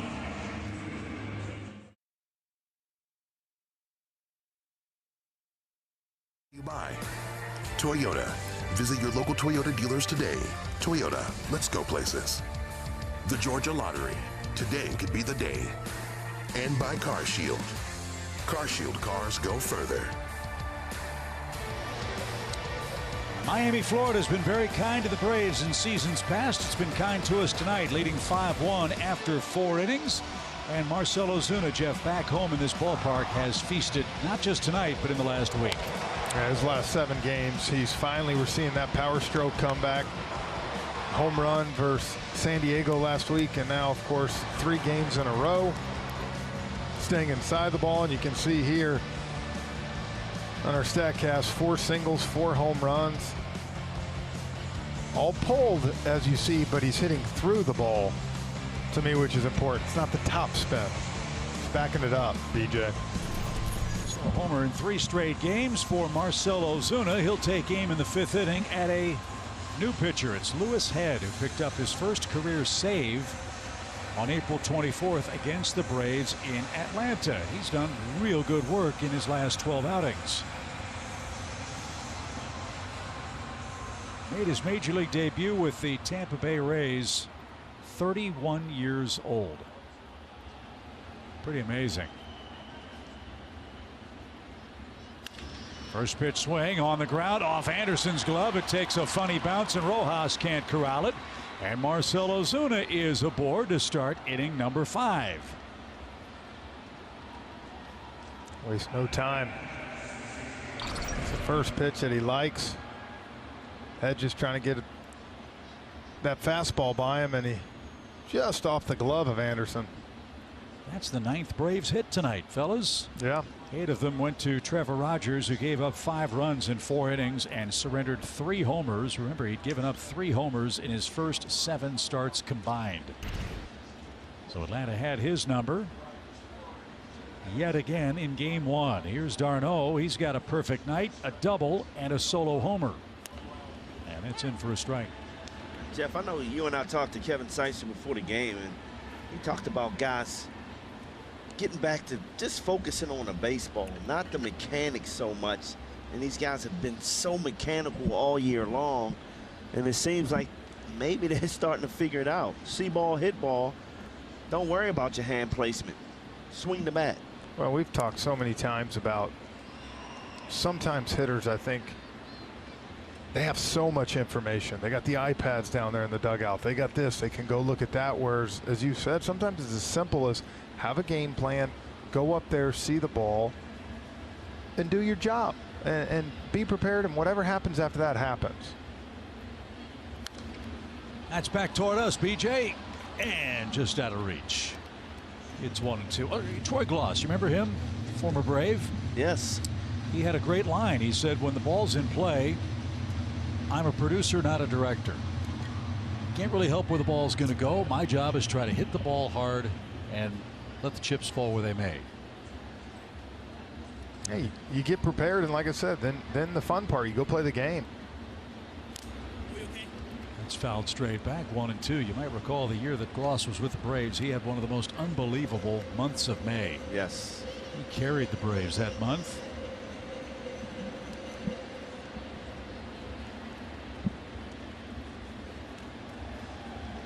Troy was the last first baseman not named Freddie Freeman to start on opening day for the Braves until this year. And Matt Olson. 1 ball, 2 strikes. Ozuna at first with the 9th Braves hit. And that missed outside. 2-2.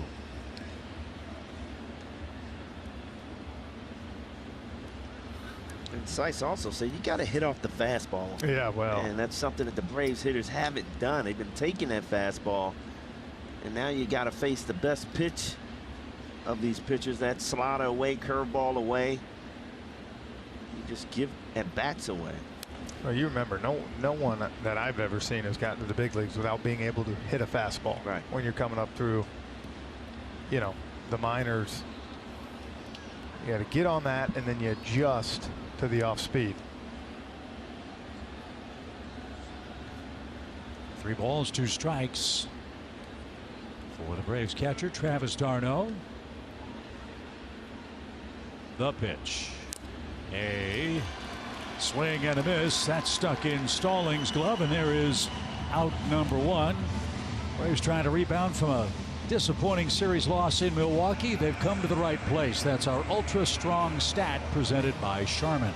Man, we've seen at Lone Depot here, Braves have absolutely dominated them. They've outscored the Marlins by 34 runs, and they've out-homered them 2-1. 28 bombs for the Braves, 14 for the Fish. Look at that ERA, though, man. Yeah, but I want to talk about hitting. Not a surprise as Duvall hits. He doubled off the center field wall his last time up. Yeah, I've used the term, you know, circle dates on the calendar, right? I really think that frustrating offensive stretch where the Braves just made so little contact might be one of those lines in the sand we look at and see where this offense goes. I think we'd all agree that the last 3 games, the offensive approach, the results have been a whole lot better at the plate for Atlanta. A lot more consistent contact, a lot less swing and miss. There's Duvall behind 0-1. That's the pitch that's really giving him trouble all season long. Being able to hold off on that curveball away. I remember in New York when they threw that ball way off the plate and he was swinging. It was like, wow, he is not seeing the spin on that ball. And a lot of times, Jeff, you sit there and you're starting to jump and you're moving your head on that pitch. Absolutely. He's got the whole right side of the infield to play with here as Head turns it loose and misses high. I thought Seitz made a good point, Chip, talking to me and BJ. He said, we're leading baseball in swing and miss in the zone. And he's like, we have way too many good hitters to be doing that. He said, look, you're going to chase every once in a while. When that pitch is in the zone, you have to be ready to hit. And he said, that's where I felt like in Milwaukee, we started talking to the hitters about simplifying your approach. And as you said, it worked the last few days. And of course, tonight, they've come out swinging. 2-1 count. Swing, fly ball center. Sanchez back to the warning track, turned the wrong way and adjusts at the 400 mark. And Duvall is retired for the 2nd out. But I'm good with that. That's a good out to me because he stayed on that curveball after half swinging the first time, almost half swinging the second time, but he was able to stay back, keep his hands back, and drive that ball. I mean, he pulls that ball right, left. That might be out of here. 100%. They're productive outs, good at bats, and that's one of them. So Adam 1 for 3 in the game. Dansby the hitter with 2 outs and Ozuna at first. Swanson hit a long homer in the 2nd inning. His 5th homer of the year. Dansby loves hitting in South Florida. That's continued tonight. Braves already have 5 runs on 9 hits. And downstairs, ball 1.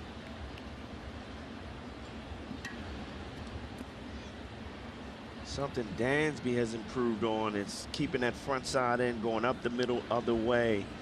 And he's just so naturally quick on the inside pitch. It's, you know, Jeff, it's instincts when you see that, recognize that inside pitch. And he's able to get his hands in. We saw in that 2nd inning, just drive a ball over the left field wall.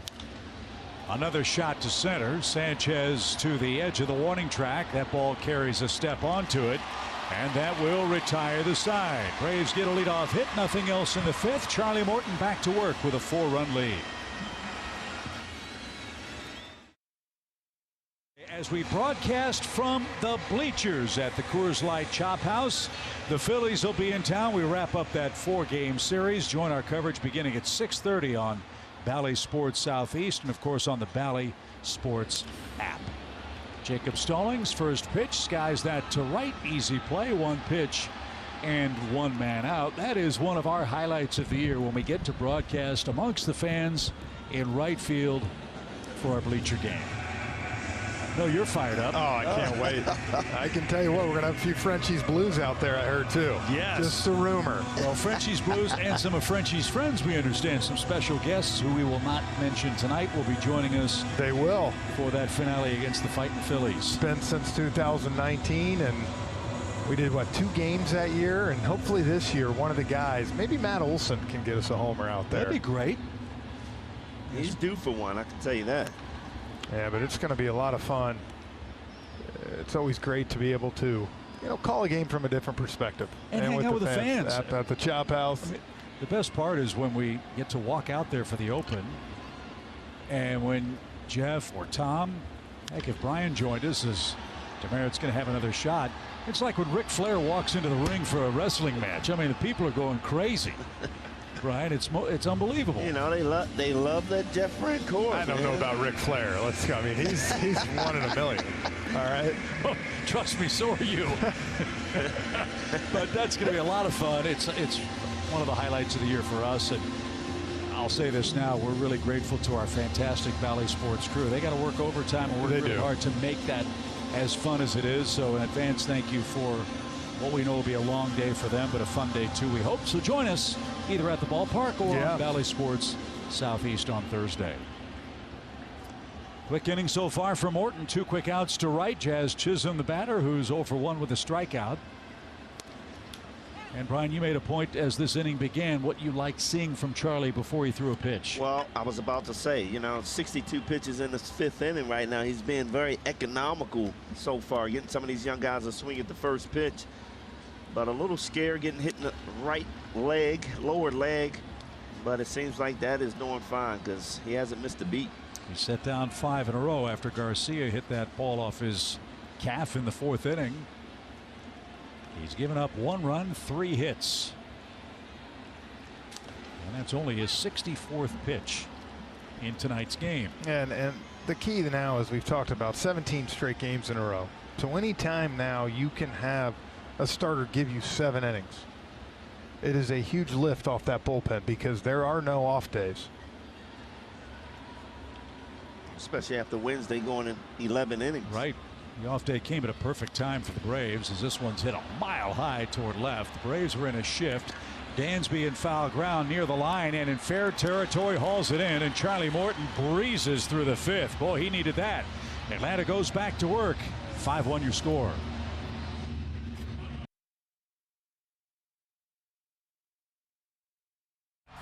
Marcell Ozuna hits a 2-out, 2-run homer. And that one's hammered to deep left field. He goes yard. Swing and a drive. Darno bombs away for the Braves. Another homer. Well, we've got our heavy hitters in the broadcast booth tonight. Not surprisingly, the heavy hitters showed up on the field in Game 1. That's our game summary, fellas, brought to you by Green Machine. Yeah, I'll tell you what, Ronald Acuna came out, set the tone right away with that double down left field line. Braves 3 big home runs, Ozuna, Swanson, Darno. And on the other side, Charlie Morton's done a good job of he had a few innings with guys on. He limited the damage. And how about the ABC baseball we played in that 1st inning? I think that set the tone for the night. Right.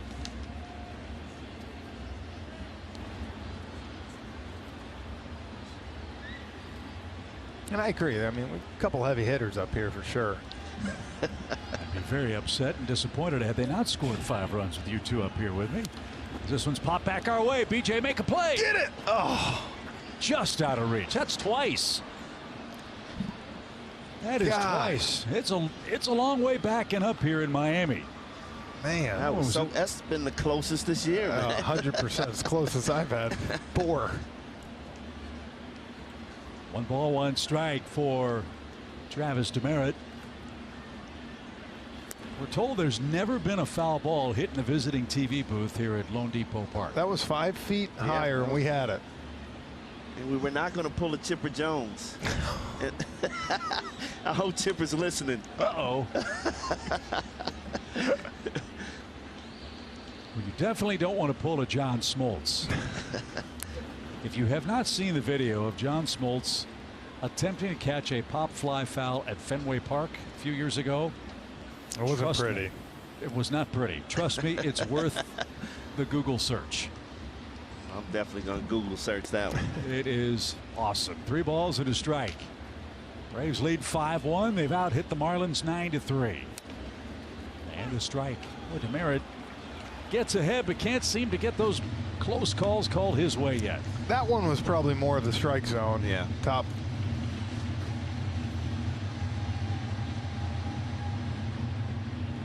I don't think him and Ed Hickox will be going to dinner after the game. Absolutely not. But that's happened so often with this kid.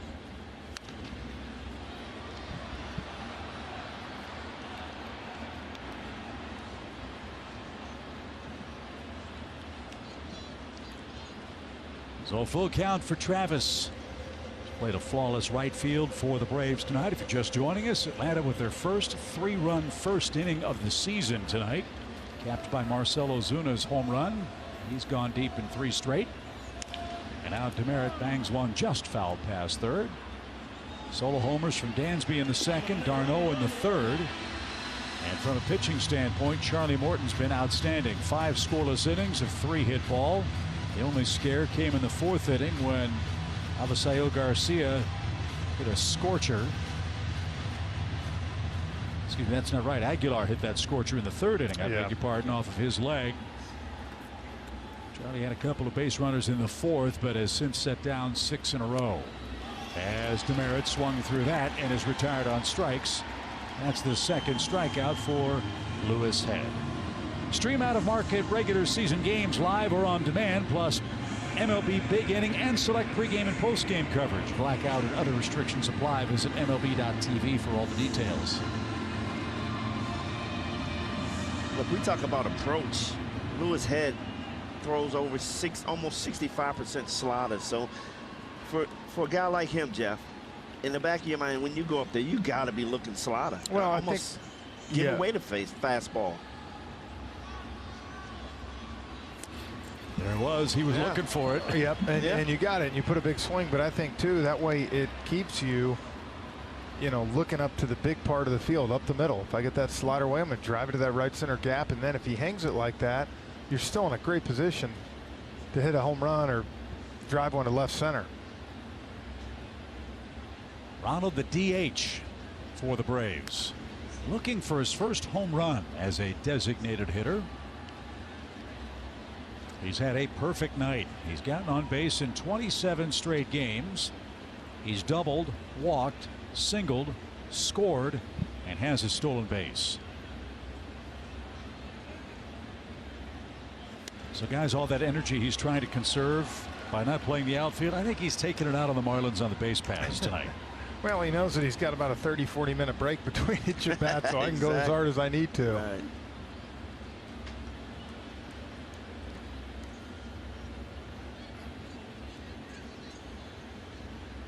1 ball, 2 strikes.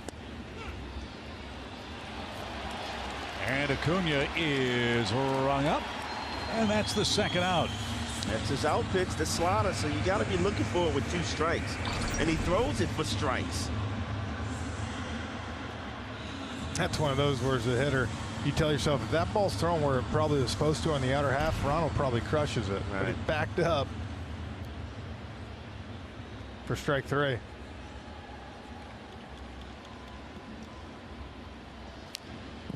Check swing by Matt Olson with 2 outs. Matt has reached on a walk.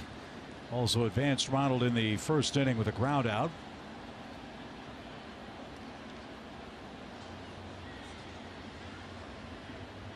Had a good night at first base for the pride of Parkview High School. Big shift on for him with 2 outs.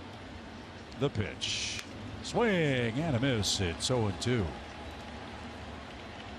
Well, he rarely throws that changeup, and it's never for a strike. So, if you're a left-handed hitter, you're going to see him.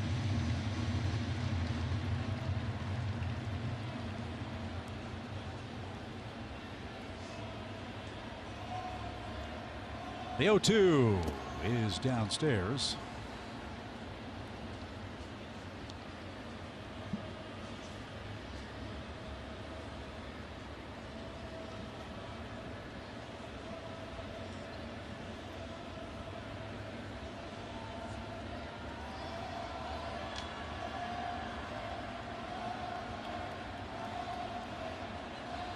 right-hander stretches and almost hit Matt Olson. 2 balls, 2 strikes. After this series wraps up, we head home for a 4-game series with the Phillies. Our first look at Philadelphia. They're playing without Bryce Harper. He's got a small ligament tear in his elbow. Got a PRP injection. Phillies hoping he'll be back for that series with the Braves. He's not in the lineup tonight again. I believe it's the 5th straight game that Harper has not been able to play. Seems like ever since they injected him. Yeah, it's gotten worse. That's a tough injury. If you got a tear in that ligament, the way he swings the bat. So he can't throw, but he can swing the bat. If he wants to take next week off, that'd be fine with us. 3-2 pitch, and Olson is aboard. A 2-out walk. First pass for Lewis Head. That brings up Ozzie Albies. So before Ozzie tries to drive Matt home, let's enjoy a quick message from Delta.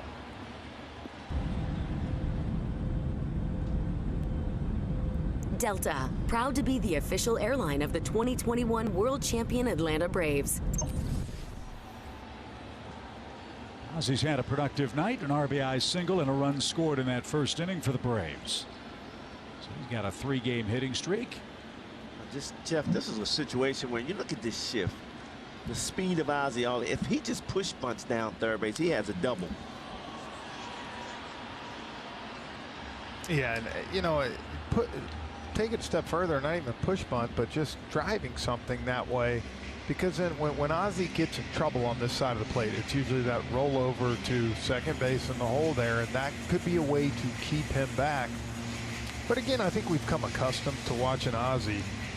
You know, we've talked about it on the broadcast before, how he goes in little stretches where there's a lot of rollover, a lot of weak contact, but then at the same time when he gets hot, he can hit you 5 home runs in a week.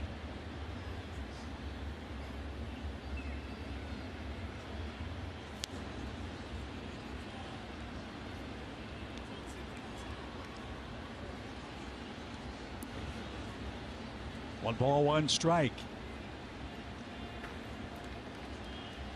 Second game of the year for Ozzie Albies, hitting third. Austin Riley in the cleanup spot. Subtle change for Brian Snitker. The Braves have 5 runs on 9 hits. Again, one of those little notations you write down on your scorebook. You don't know as May 20th what happens for the Atlanta offense, as he didn't like that call, and he's got a 1-2 count. I don't blame him. That ball's 5-6 inches off the plate. Look at that thing. Man, that's white line. Stallings has stolen a couple of pitches in this game. So Ozzie has to protect 1 and 2. The pitch popped up. Shift was on. And Anderson will give away to Garcia, and that will end the Atlanta 6. 2-3-4 coming up for the Fish. It's getting late in Miami. The Braves enjoy a 5-1 lead.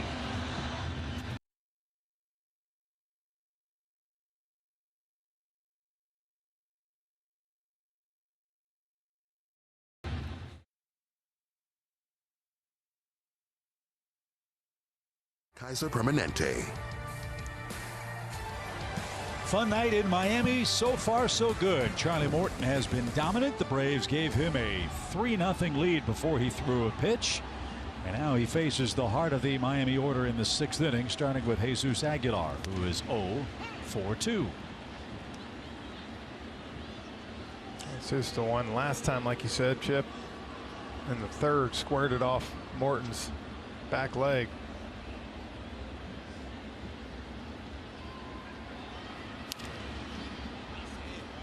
You see that reaction from a major league hitter, you wonder who's more shaken, the man who was hit by the ball or the man that hit the ball.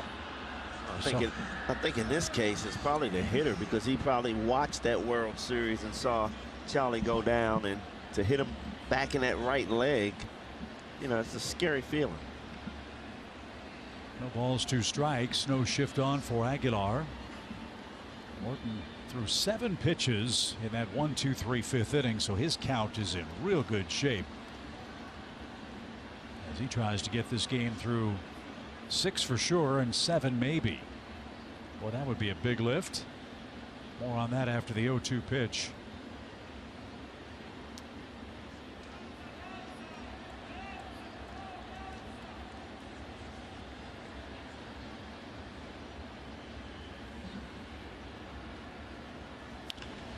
Inside out and over Dansby's head into left field. An 0-2 single for Jesus Aguilar. And that's what he does so well. Yeah. He can get those hands in and flare that ball out for a single. And we talk about his lack of power. That's why he's so good. He puts every ball in play. Look at that. Wow. That wasn't a bad pitch. Look at those hands. I don't think you teach him like that. No, you don't. That's the definition of really pulling the hands in. So he's got a hit. Solaire's the batter. Charlie plunked in with a pitch to lead off the 4th inning. The point I was making about Charlie going hopefully through 7 innings tonight or close to it is it's a new look Braves bullpen. Tyler Matzik is on the injured list with some shoulder inflammation. There's some different roles, guys, that are going to have to be taken with Tyler not able to pitch for the next couple of weeks for Atlanta. So as guys determine those roles, the deeper your starters go, makes those decisions a lot easier for Snit and Rick Kranitz. You don't have to cover as many innings. I think the important thing too is seeing Spencer Strider the way he's been throwing the ball. You feel good for him coming in right now in the 7th or 8th. Him and Smith setting you up to Jansen. So again, you hate Matzik going down, but when a guy goes down, someone gets a chance to step up. Yeah, Strada has fit in well, the new night shift. 1 ball, 2 strikes for Solaire. Talked with Snit about that before the game. He said everybody's good to go, as you'd expect after the day off. And the way Charlie's pitching, looks like he's got plenty of gas left in the tank. 71 pitches as he works here into the 6th inning.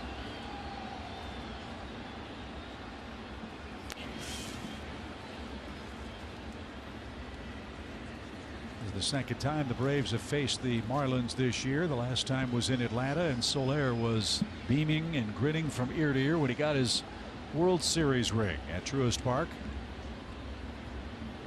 Yeah, I thought the great thing about that night too, the fans gave him such an ovation, which was well deserved. Yeah, he was such a big part of that 2nd half of the season. Oh my goodness. And of course his remarkable World Series against Houston. 2 balls, 2 strikes to him. Double play ball would be nice. Instead, it's a towering fly ball crushed to deep left field, a hanger, and he didn't miss it. Up onto the concourse level. Mammoth home run for Solaire.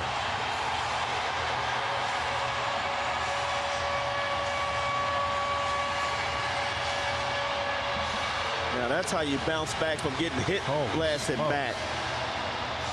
We've seen enough of that last year out of Solaire. When he hits him, boy, does he hit him. His 6th homer this month, and it was a no-doubter. Talk about Charlie getting him a lot of curveballs away. This was one. Watch right here. Just completely backed up, and those are the ones, BJ, you know, you dream about. Yep. Well, those are the ones you can't miss, and Solaire did not miss that at all.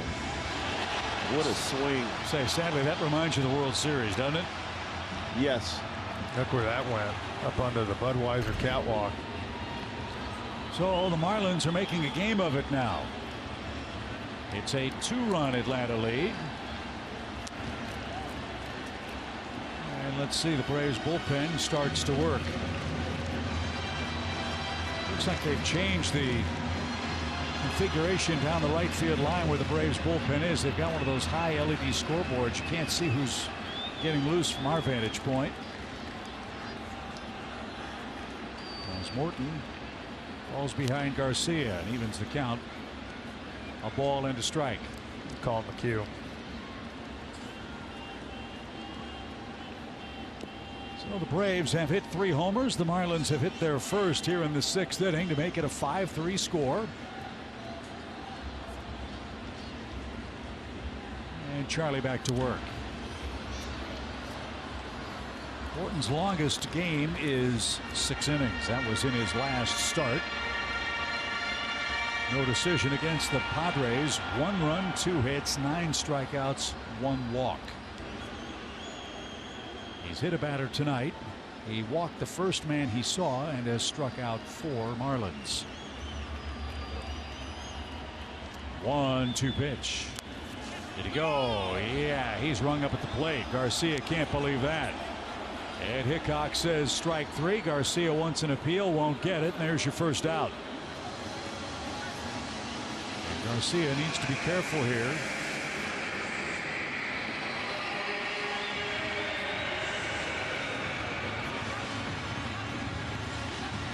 I think what he's just going to say is, why couldn't you check it?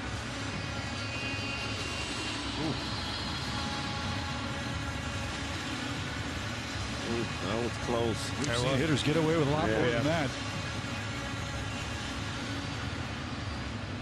But the intent to swing is what Ed Hickok saw, so no appeal. There's the first out. And Brian Anderson, beware of the first pitch. Yep, went after it again. Strike 1 for the Marlins third baseman. He's wasting no time with that. Get the feeling he does not want to get to 2 strikes off Charlie Morton with that curveball. No. Only 4 RBIs for Anderson this year, with 2 homers. For a Marlins team that's looking for offensive help, I don't think they banked on that 6 weeks into the season, that their third baseman has 4 runs batted in. He's a better hitter than that. The 0-2 is fouled to the on-deck circle. As you know, the RBI is predicated on guys getting on base in front of you. Apparently there haven't been that many for Mr. Anderson.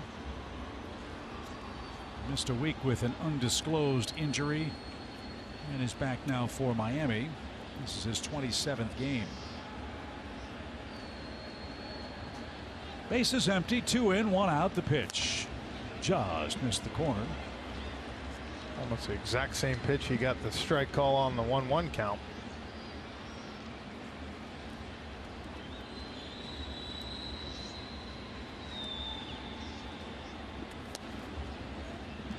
Don't want to lose him after getting ahead 2 strikes. Well, that would bring the tying run to the plate. So they're all smiles after a mammoth home run here in the 6th inning to make it a 5-3 score. The pitch. And a line drive. It's a base hit. So the Marlins trying to come back in the 6th inning will bring the tying run to the plate. Rick Kranitz, Brian Snitker discussing strategy on the Braves dugout bench. Jesus Sanchez is the hitter. He's 0 for 2 against Morton, who's now a double play away from getting out of this 6th inning. I think right now you're trying to do everything you can to get Charlie through 6 innings to set that pen up to only have to get 9 outs. And if you were at the top of the lineup, you could see it different. But with Sanchez and De La Cruz coming up, Stallings after him, you feel like this is a part of the lineup that Charlie can handle. Sanchez 0 for 13 against Morton in his career. He's flied out and struck out looking in this game. And he takes high, 1 ball, no strikes. You can look at the record, and the Braves have dominated the Marlins, but it's never been easy. You know, although they've won, this Marlins team never makes it easy. Well, they took 2 out of 3 from the Braves up at Truist Park earlier this year. Atlanta wants to return that favor starting tonight. The Braves had a 4-0 lead. It's now a 5-3 lead, with Miami batting in the 6th inning.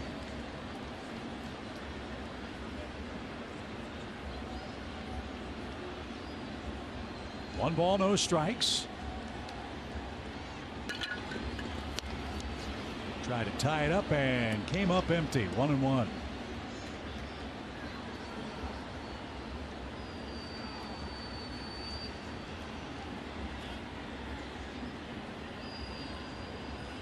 Sanchez hit a homer on Tuesday after 21 games without one.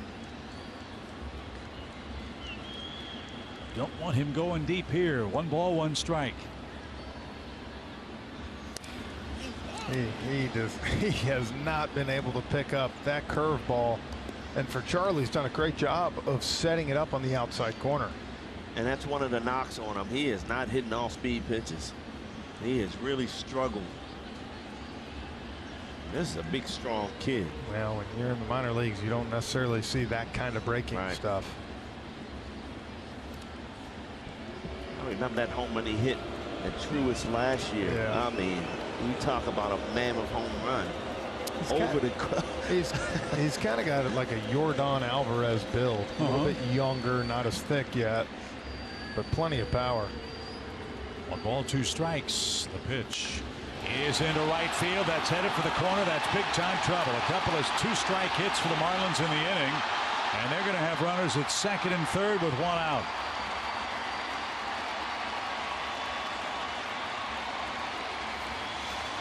So he finally got a pitch to his liking, and he has his first career hit against Charlie. And now the Marlins have the tying runs in scoring position, and Brian Snitker no choice but to go get his starter, who can't get through 6 tonight. Maybe 4 hits in the inning. Let's say maybe 1 too many curveballs there. So Charlie breezed through the 5th inning on 7 pitches, but ran into trouble here in the 6th. 2 in, 2 on, 1 out, and Colin McHugh will come in and try to get the Braves out of this mess.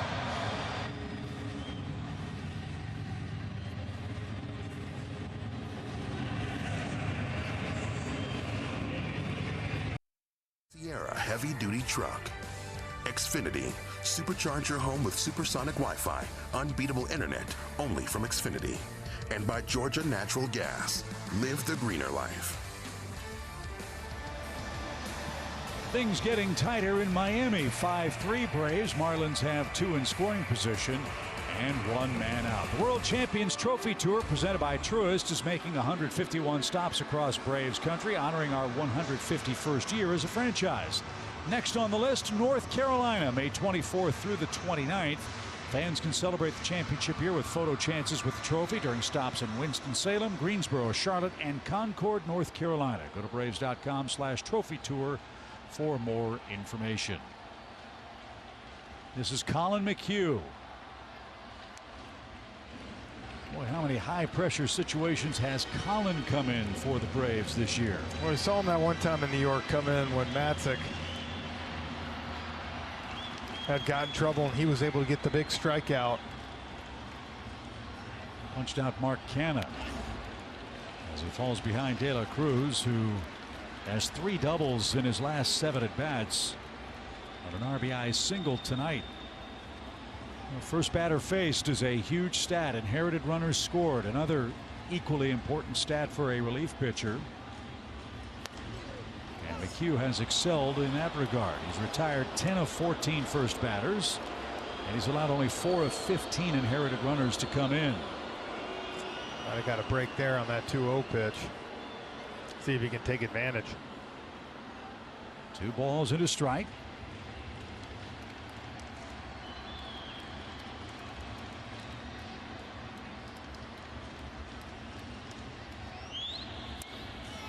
A beauty. 2-2.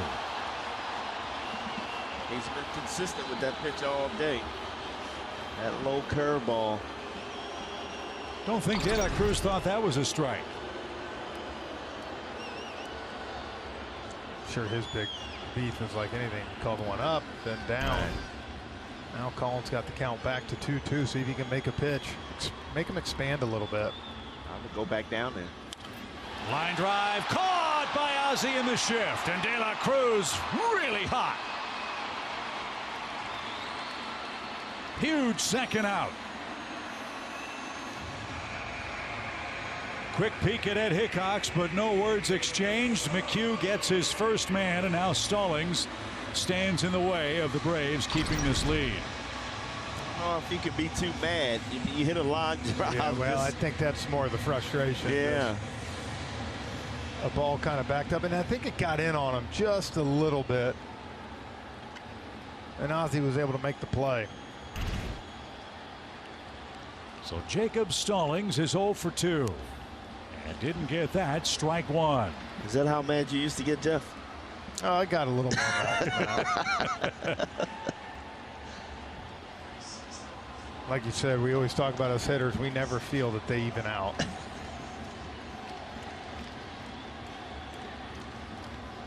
No balls and a strike. High fly ball deep left. Ozuna going back to the warning track at the wall. He's got it.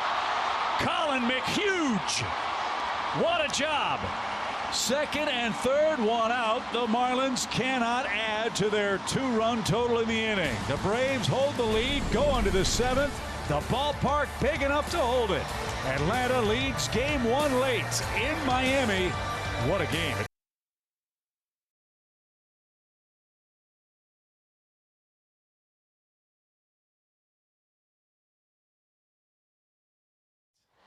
It's a 2-run game. So now, guys, the attention swings back to the Braves offense. They got 5 runs in their first 3 innings. They've had some chances to add on in the 4th, the 5th, and the 6th. Need a little more insurance over these final 3 innings to take game 1. Lewis head back out for his 3rd inning of relief. He's allowed just 2 base runners. Well, we've seen this a lot. Where the Braves score early and throughout the game, they don't add on runs. No, we talked about attacking 3-1-1 and now 3 innings of no runs here. It'd be nice to get a couple of them back. Ooh, a hanger, and Riley fouled it back, 1-2.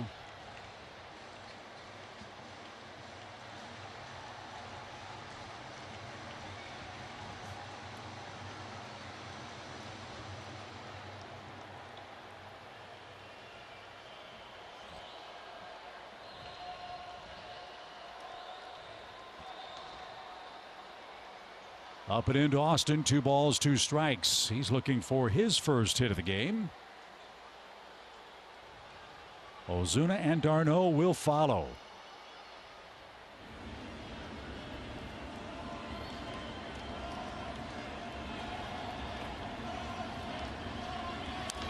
On the ground left side, Anderson's got it, and his flip to first is in time. Before we get to Ozuna, let's take a quick message from Landmark. Hi friends, I'm Chip Carey, in between innings for Landmark More. Landmark's hitting it out of the park every day. That's why they're #1, because nobody beats the Giant. Nobody. So tonight matches Head's longest outing in relief. He's gone 2 1/3 innings. And now he squares off with Marcell Ozuna, who's got 2 hits, including a long home run. He's homered in 3 straight games for the Braves and is down a strike. What a job by Colin McHugh. Second and third, 1 out. He gets a line out and a deep fly to left to stop the bleeding at 2 runs in the 6th.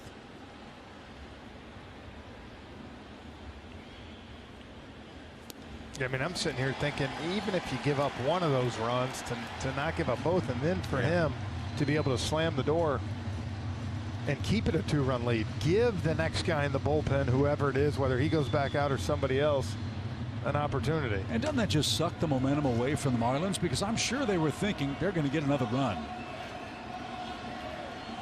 and didn't.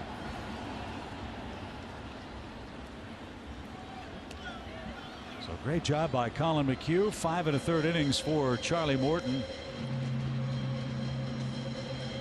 3 runs, 7 hits. Charlie walked a batter, the first batter of the game, and struck out 5. But is in line for his first road win of the year. The pitch.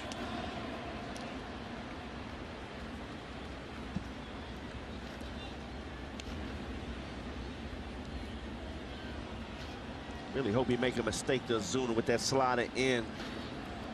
Ozuna has not missed those inside pitches at all. No, let this one back up a little bit. The 2-2 is high, a full count.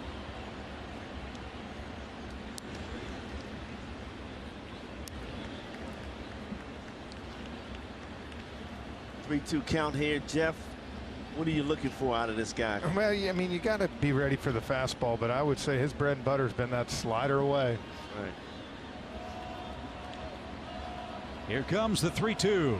Swing, line to short. Oh, Ozuna barreled that baby, but hit it right to Rojas. 112 off the bat. It's exactly what he wanted. The only problem was he couldn't get any height on it. Yeah. Ball was scorched. That reminds you again of the Troy Gloss line. Just hit the ball hard and see where it ends up. Can't barrel it any better than that. No, and that's where you like it too. And you see Marcel, to me, thinking now he's thinking along what BJ was talking about with how he's going to get pitched and having an idea, and he was ready for that. Yep. He looked like De La Cruz right there. Just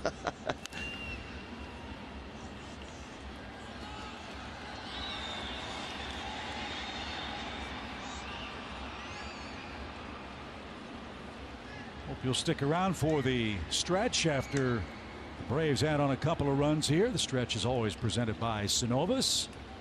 Lauren and Peter Moylan will talk about the Braves home runs tonight. They've launched 3 of them, including one from their catcher Travis d'Arnaud, who's 2 for 3 tonight. His 6th career homer in Miami. He entered play a .341 hitter in this ballpark. So the right guys have had a good night at the plate. They need a couple more in a tight game. The pitch. After only 4 innings by Rogers, Ed's done a good job here, giving him 2 2/3 so far, 50 pitches. Yeah, length out of the bullpen in a close game is welcome for any major league manager. Oh, it's huge. Yep.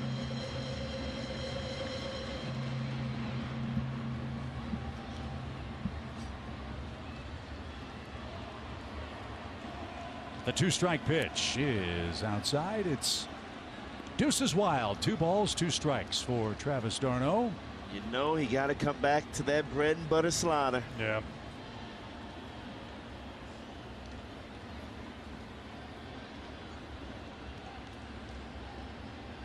No shift. Outfield swings around toward right for Travis.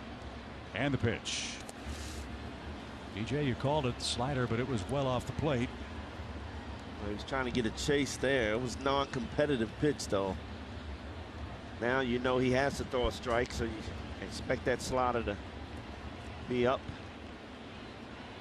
Scoreboard says 2 and 2, but I'm convinced, hasn't he spiked 3 of them? Yeah, to I Travis? thought Ed Hickox just put up 3 and 2. Yeah, I thought so. Well, we'll know after this pitch. Perhaps the offering is inside, and it is ball 4. So d'Arnaud reaches for the 3rd time in the game, this time with a 2-out walk.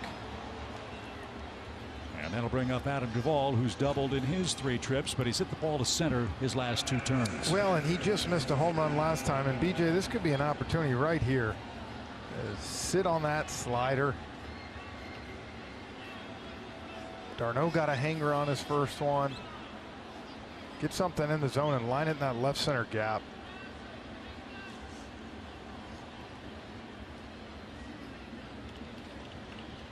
And I think Don Mattingly wants to make sure that Ed Hickox had the count right.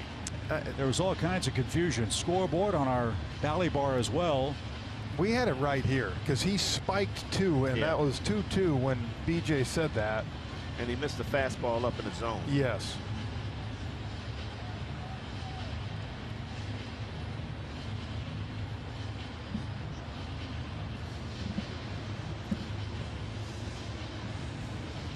Yeah, they can go replay this. We were just told it's right. It was a walk through 4 balls. Yeah. So the umpires are going to make sure it happens every now and then. But I thought I saw Ed Hickox right before ball 4 was thrown. You could tell. He put up the 3-2 count, but he wants to make sure. Don Mattingly wants to make sure.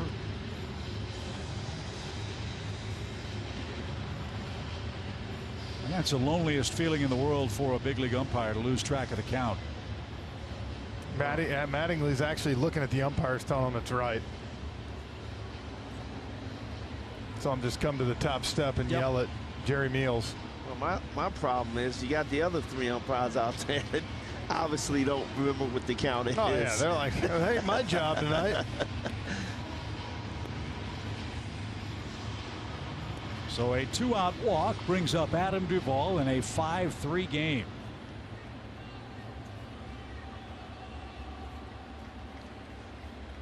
Got to get somebody off the warning track in center. They have the center field gate wide open during the delay. Now we're ready. The pitch. Nice stop by Stallings. Ball 1. Starting to really spike that slider. You wonder if Head's getting tired now.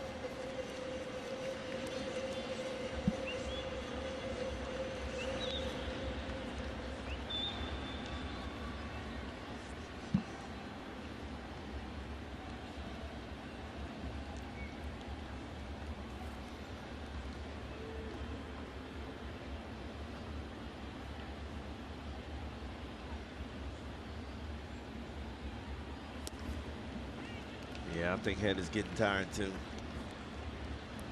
A 2-ball count for Adam Duvall. He is just missing down in the zone.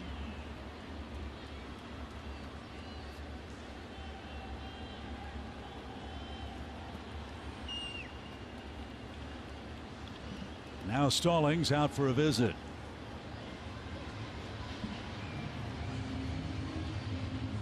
Man, this is a big moment in the game. Even with 2 outs, you'd love to have another insurance run gift wrapped. And Marlins. And I would love to see Duvall get it done. Yeah. I mean, he's starting to swing the bat much better. And how about coming back home to Miami, where we traded him from last year? Yeah. That visit probably is more too. Don't make a mistake right here, and B, give yourself, whoever's in the pen, a little more time to get ready for Swanson on deck. Big shift on for Adam. 2 balls, no strikes. d'Arnaud leads at first. The pitch. Oh, what a cut. That was the hanger, and he was just a bit early. Your eyes had to light up with that. My goodness. I haven't seen Jeff move that fast since the dinner check came, Brian. I mean, he was jumping out of his chair wanting to hit that ball. Up in the zone, man. That is the perfect pitch to drive out of here. 2-1.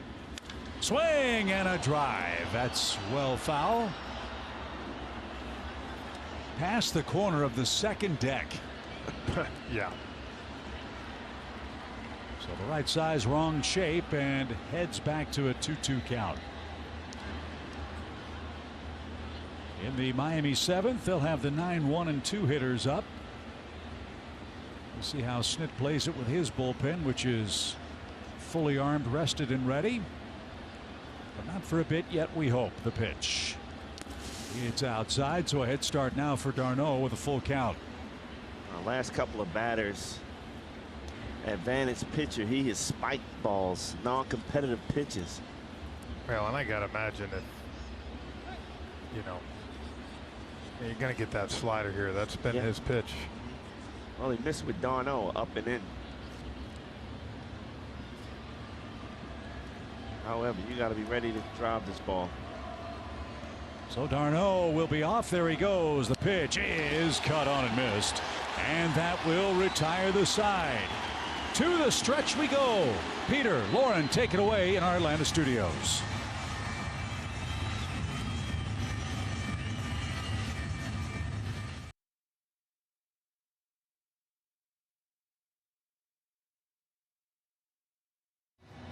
On the mound now, as you just learned, Spencer Strider. What do I know about him? Well, I know that he leads all of baseball in strikeouts of pitches over 99 miles an hour plus. That would be 19. The next closest guy has 11. In Milwaukee, he struck out the side on 11 pitches, all of those above 99 miles an hour. What's the deal? Incredible leg strength, guys, almost like a circus freak. He can put over 500 pounds on his back and do a split squat. So when he pushes off that mound, there's a lot of force, and let's not forget about this. He has the best mustache in the game. And when I ask him about it, he says, I will be your Huckleberry. Guys, can he be the gunslinger tonight? Like it. Yeah. Does a great impression, too, of certain people. He's got a future in comedy. He does. But his I'm telling you, he is over. talented. Well, he comes in at a big spot. This is exactly what you want. No contact or very little of it. And all Spencer has done is eliminate threats. In his last 4 outings, he's given up 2 runs. That's the bad news. The good news is he struck out 16 hitters in his last 8 innings of work. Well, I think you can see the way with Matzik out now, if they set up for you, Snit wants to do some type of Strider in the 7th, probably A.J. Minter in the 8th, or Will Smith into Kenley Jansen. Yeah.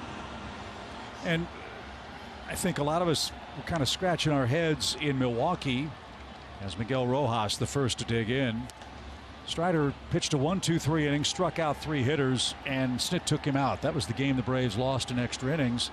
You have to think ahead as a manager. You don't want to burn this guy in Milwaukee with 17 straight games ahead for your ball club. And as I said earlier, guys, a bullpen that has a much different composition now without Tyler Matzek. Yeah.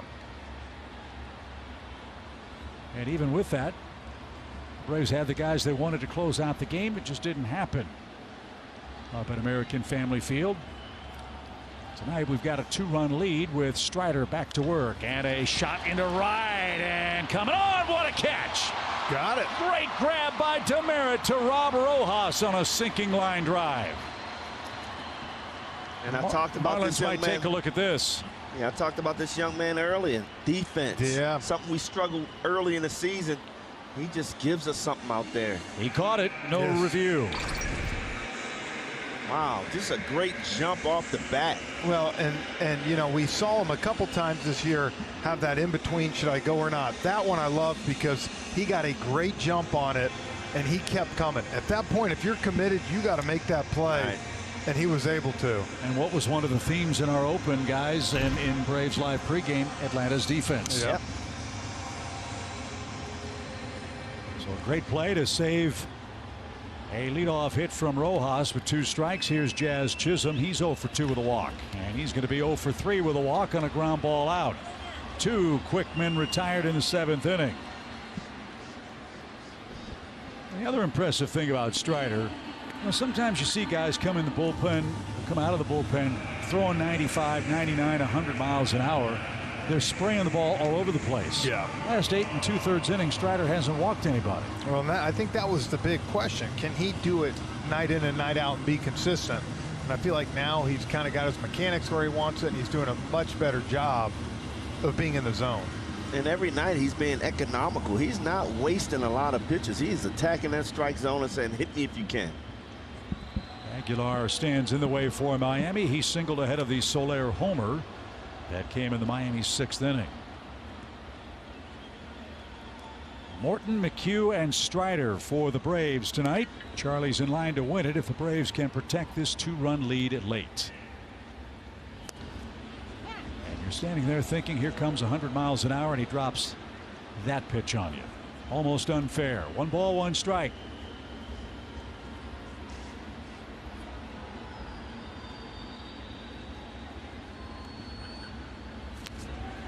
Throw him another one, a little harder, and Aguilar didn't get it. 1-2. Wow, that just has to be frustrating for Aguilar. You're waiting for that 100-mile-an-hour fastball, and you get 2 nasty sliders down in the zone. And he's looking at Darno like saying, really? Throw me a fastball, will you?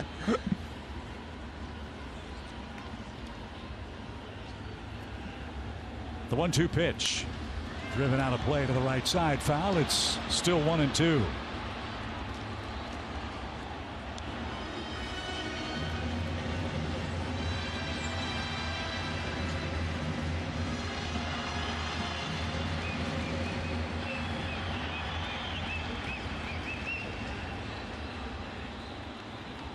Strider ready. His 1-2 pitch is fouled straight back. Aguilar wants that one back.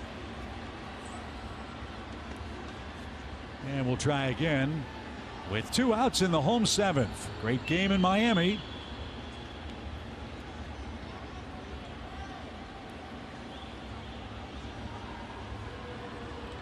And again, the 1-2 pitch. On the ground, left side. Dansby comes to a sliding stop. Long throw. Slow runner. Olsen can't dig it out. And Aguilar's going to reach on an infield hit. And that sets up what should be a great matchup. Power versus power. Here we go. That is so Aguilar, man. He just did the sword at Heredia. He did the sword to Heredia. That's awesome. That's him. Great play by Dansby. Yeah, and he knew he had to get rid of it right away. Tough hop. I think even if Matt makes that play, I still think he's safe. That Aguilar, big guy, but runs pretty well. Yeah, he might have had him. Just spun the wrong way for Olsen. So here we go. This will be fun. Soler and Strider, who represents the tying run for Miami. Soler, a mammoth home run out onto the concourse level. Play to the 2nd and 3rd Miami runs.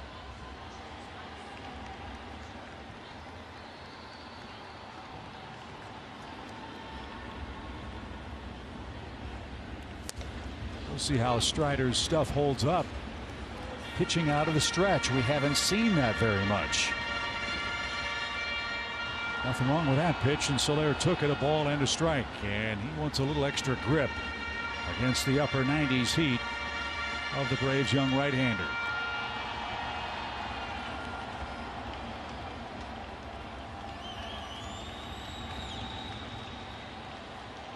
One ball, one strike.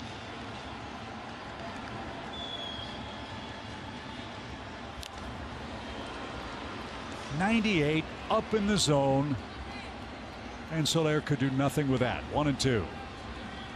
I'm climbing it back right there. Me I'm not too. even taking a chance of a backup slider, even though it's probably a pitch you can get a strikeout on him. Get up the ladder here.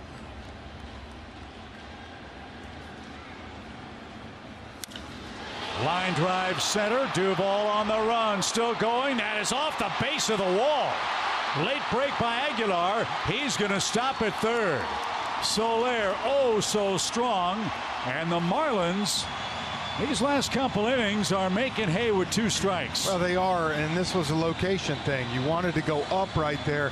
Instead, that ball was middle to down in the zone right here, see? And it allowed Soler to just throw his hands. He is just so strong. I mean, that's a nasty pitcher way down in the zone. But just to go with that pitch and hit it that far talks about the power that Soler has. And you saw Darno kind of stand up. He wanted that ball out and up. So Rick Kranitz is going to sprint to the mound and try to settle down Spencer Strider, who got the first 2 outs. Infield hit and then a ringing double by Soler. As Miami in business with second and third, 2-run game and 2 men out.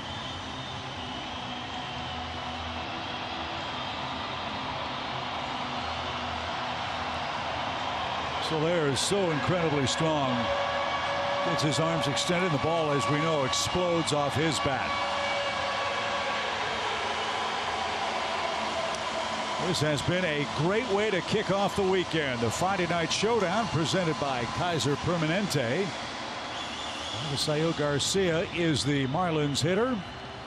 He's 1 for 3 with a couple of strikeouts. Remember, he complained about being rung up at the plate in the 6th. He's up in a huge spot here with 2 outs. Right on by.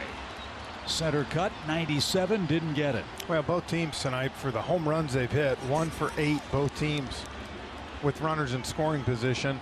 Ozzie with the hit in the first. Right here, see if he can make it 1 for 9 and keep that lead at 2. No balls and a strike.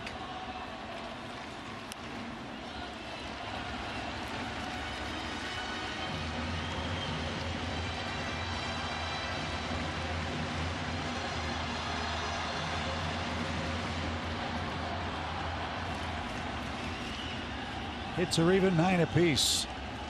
Braves lead where it counts, 5-3. 2 outs, a ball and a strike for Garcia, the Marlins right fielder.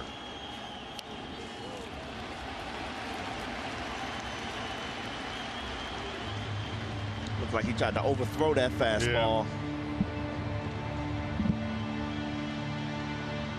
All part of the learning curve. How do they handle adversity at this level?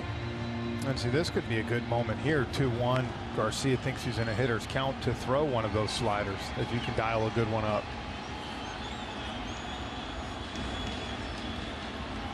High target, and he hit the glove.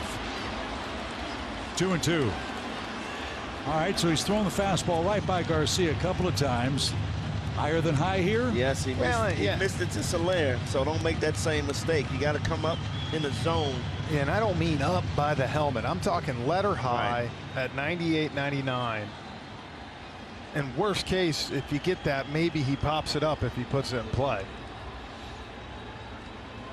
But when you miss down at that velocity, you saw it with Soler, you give that hitter a chance to just drop the head on the bat.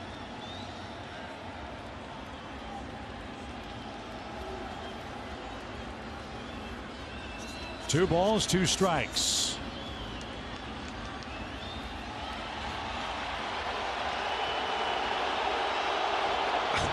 I don't think I've ever seen that before. I didn't know what was going on. That is a first. Almost scared Aguilar to death. Oh, my.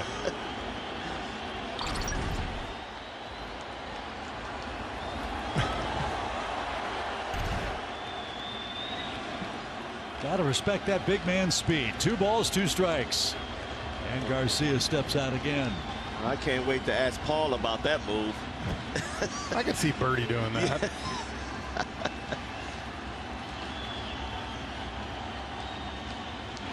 Spencer ready. High target. A little roller foul. And the try again. So 97, 98, 99 to Garcia in this sequence. Aguilar 90 feet away, representing the 4th run for Miami. Soler's at second. I got to ask you, Paul, have you ever seen that move before? I've actually done that move, but I was 10 years old in a wiffle ball game. So, no, not at this level. 2 balls, 2 strikes. The pitch. High fly ball. Demerit is there. He should catch it, and he does. And Spencer Strider, a great inning. Yeah, he gave up a couple of hits, but he preserves the lead. 5-3 Atlanta. We go to the 8th. Garcia missed his pitch, and the Braves on their way in Game 1.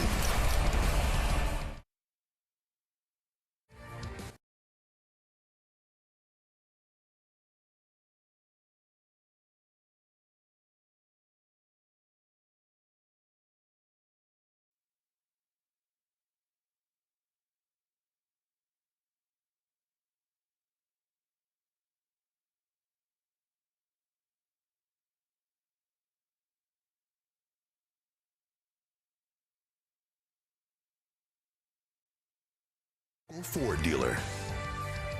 Delta Airlines. Keep climbing. And by Truist. When you start with care, you get a different kind of bank. Great game in Miami. Braves lead it after 7. 5-3 is your score. Fans, did you know Truist Park hosts events 365 days a year? Corporate meetings, trade shows, team building events, birthdays, rehearsal dinners, you name it, Truist Park hosts it. With up to 16 venues throughout the park, there's a space that's sure to wow your guests. Go to Braves.com/meetings to take a virtual tour of spaces and to get more information. Spencer Strider, nice job with an inning of scoreless relief. Now the Marlins turn the game over to Dylan Floro. He will follow Trevor Rogers and Lewis Head. Head went deep, 3 innings, 1 hit, no runs to give Miami a shot in this game. Floro likes the sinker and changeup and the occasional slider to right-handed hitters. Dansby homered in his first trip to the plate. And he shoots that one toward third. Anderson gives a little ground, 1 pitch, and 1 man out. You know, before we started the inning, man, they showed give you a view of Strider talking to Kenley Jansen. And I love seeing that. A young kid talking to that veteran pitcher. You could see Jansen kind of telling him maybe something he should have done and how receptive Strider was. That's where you hope a young guy like that, you got a closer like Jansen with over 350 saves. Take all you can get. You'd be crazy not to. Yep. Right. I mean, Kyle Wright has sort of learned at the knee of Charlie Morton. Kyle's going to pitch here tomorrow night. Very similar styles. There's Travis Demerit with a great catch. How big was that play to start the Marlins' 7th inning?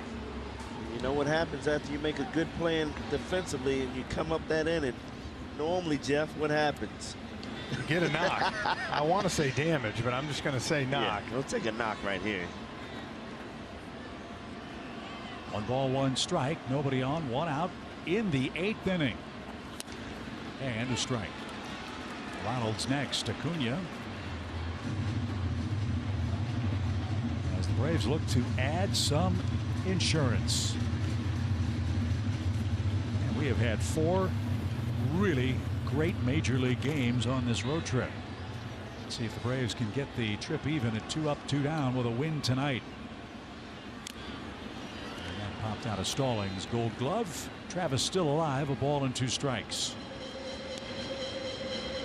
Braves have a chance to pick up a half game on the Mets tonight. Mets were snowed out in Denver. We head to Denver on our next road trip, by the way.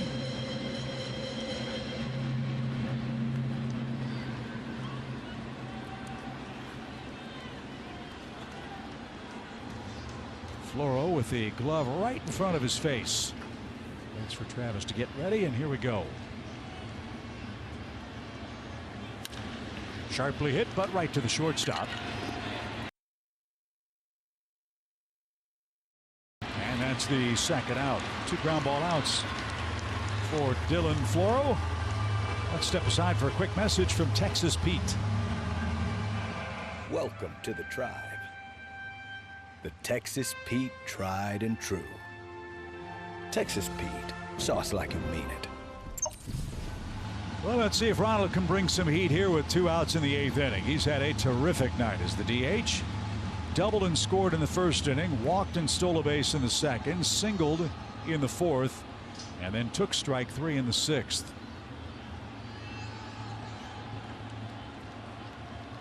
As we've told you, Ronald loves hitting against the Marlins. Tonight's his 57th career game against the Fish. He's scored an astounding 61 runs. Wow. Jeez. Man. And that includes tonight's 1st inning tally. The Braves got 3 in that 1st inning, their first 3-run first all year.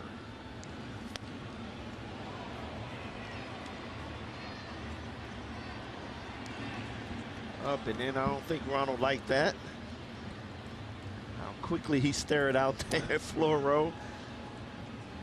The Marlins have hit Ronald more than any other major league team, 6 times. That's in for a strike. 2-1 the count. Much of that damage done by the since departed Jose Urena. Yeah. As you mentioned, the Braves have 1 hit with a runner in scoring position tonight, but 3 guys have been in scoring position at the plate. As Atlanta's hit 3 homers, the pitch. Ooh, off his knuckles and into the crowd. And here it is. And they're all up. I like and in. how the little guy moves to the side too. It's almost like a game. Yeah, right. So the deuces are wild for Ronald Acuna. As Dylan Floro goes to work. Here she comes. And downstairs, good take, full count.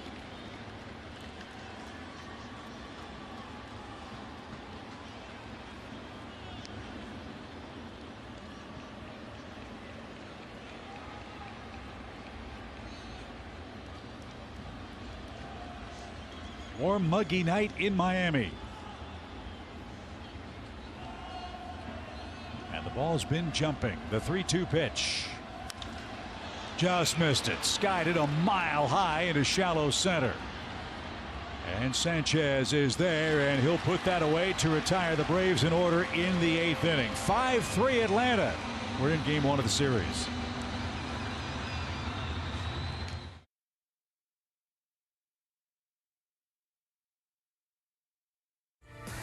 Kaiser Permanente.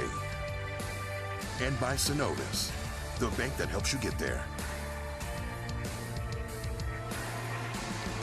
Good ball game in Miami. The Braves lead 5-3. As Atlanta tries to draw first blood in this weekend series. School's getting out this week. Kick off your summer with plans to join us at Truist Park. Great matchups, great giveaways, and all kinds of big league fun this June. Friday night fireworks, live music series in the Battery Plaza Saturdays. That's presented by Papa John's, and of course alumni Sundays too.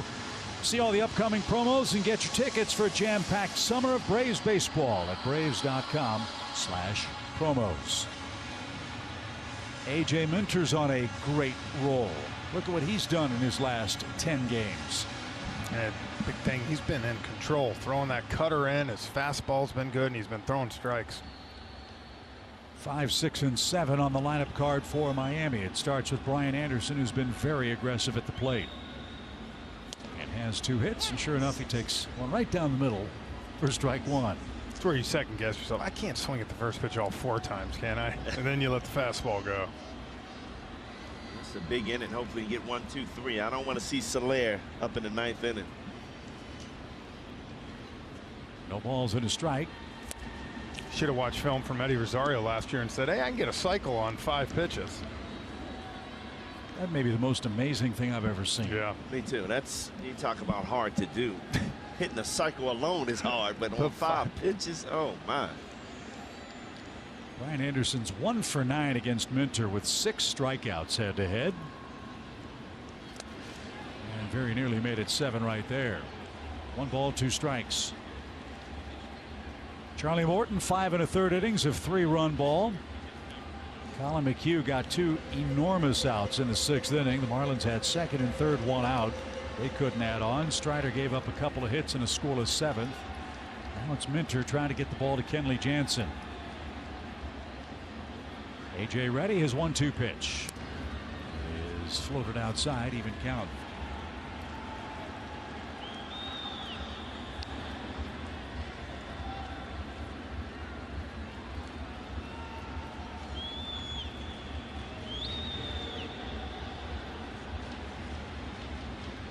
Base is empty for Anderson. The pitch fouled straight back.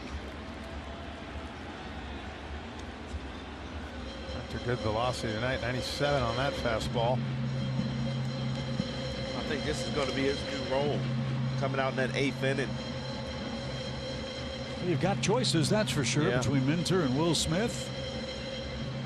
From the left side, Strider pitched the 7th tonight. McHugh 2 huge outs in the 6th inning. A.J. Reddy, his 2-2. Struck him out. That's 7 times Anderson has whiffed against Minter. Good start to the inning. 1 man down. There is no lefty-righty advantage for Anderson against A.J. Minter, is there? No.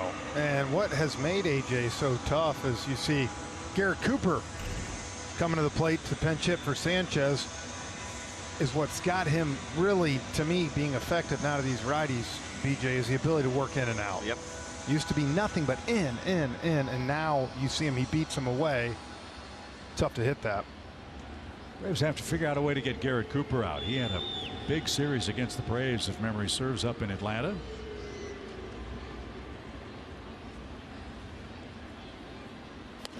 And Minter, Powder River in for a strike. That's when Minter is so tough when he goes strike 1. Get ahead of hitters. Yep.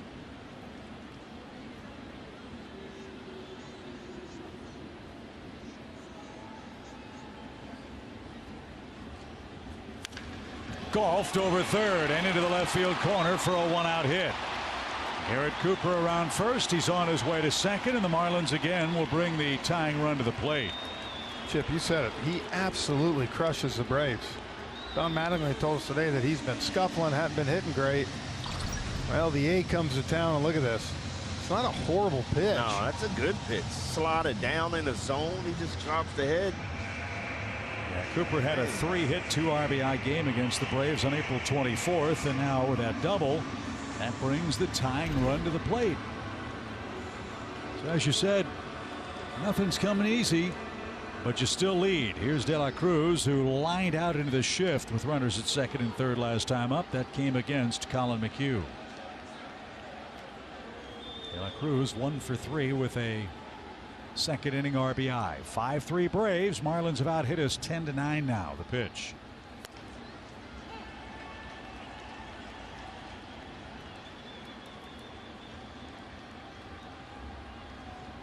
Hits with runners in scoring position have been tough to come by for both clubs. Marlins have left 4 men in scoring position in the last 2 1/3 innings in a 2-run game.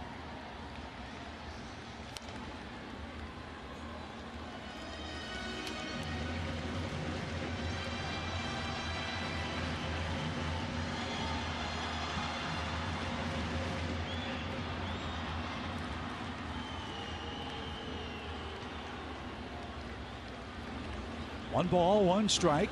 Minter ready with his 11th pitch.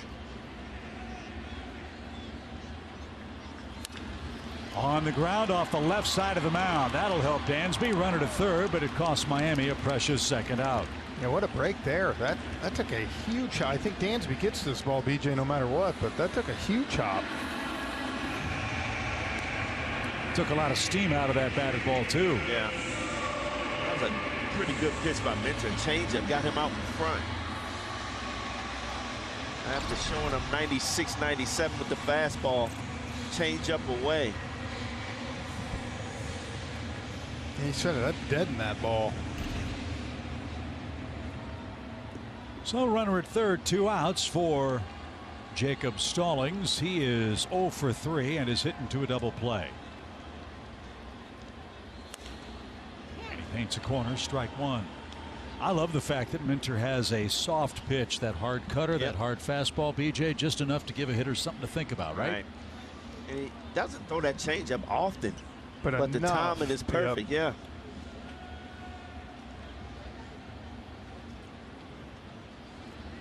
No balls into strike. Normal depth, no shift for Stallings with the Atlanta defense. So how many times does a guy have to throw that pitch before word gets through the dugout? Hey, you got to be aware of the changeup too. Well, I think good thing AJ does a really good job too. Every time I watch him, he doesn't put out a pattern. It's tough to kind of decide. Some guys you think, okay, good chance I'm getting the fastball here. He'll throw a fastball cutter, but again, like you said, he'll sprinkle that changeup more and more as he's gone through it. Even count, 1-1. And Stallings didn't like that. That is a perfect pitch, according to and the strikeout box. I'm surprised Stallings is complaining because he's been getting that pitch all day. Yeah, well, now he's hitting, you know. I mean, you put the ball there, there's nothing. I would stay outside. Yeah, I would too. Don't try to come in or trick him.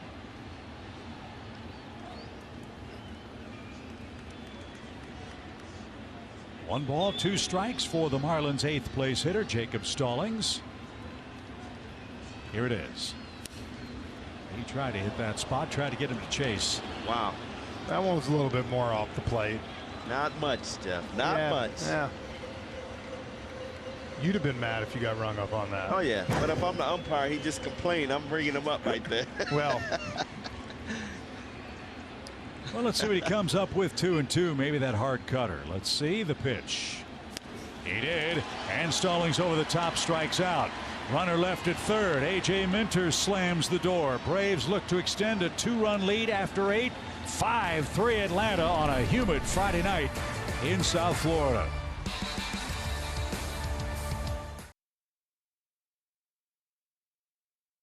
For what should be a weekend full of great pitching entrees. That's our player comparison brought to you by our friends at Landmark. How about Kyle Wright? He's been excellent. Had one bad outing over the last couple of weeks, but man, he has been so consistent. Look at the ERA, and Hernandez struggling a little bit. ERA 6.15. Hopefully, a guy the Braves can jump on like tonight. Yep. He's done okay against Atlanta. Hopefully, the way they're swinging the bats can get some early again. So Stephen Okert will come on in the 9th inning. The Braves have the right guys up. Olson, Albies, and Riley looking to extend the lead. Okert, one of 4 changes for the Marlins as Atlanta's up for its last turn at the plate. We'll give you the defensive lineup after this pitch. Okert, a 2-pitch guy. Throws a lot of sliders, 76% sliders, only 24% 4-seam fastballs. New left field, center field combo for Miami. The pitch. Anderson's in left. De La Cruz has moved to center, we're told. And a new third baseman for Miami as well, Eric Gonzalez, has checked in. That bat shattered. 1,000 pieces. He must have hit that right off the end of the bat, and it just splintered lengthwise. And now the bat boy will go up and pick up the shards on the turf.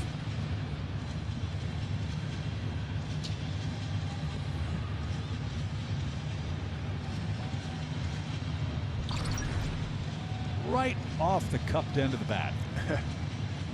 That's when you think you're about to kill, BJ, and the next thing you know, you were like, what? What happened? Yeah, the wood chips went to the right. The ball went into the Marlins dugout. And Olson got caught looking on a crossfire delivery from Okert, and that's how the 9th inning starts. Not 2 walks, 2 strikeouts, and a ground out tonight. Ozzie Albies the hitter with an RBI single in the first. Okert, I said you're going to see a lot of sliders, but right there he threw a 4-seamer on the outer half of the plate. That's why he caught him looking. That's a good pitch. Yep.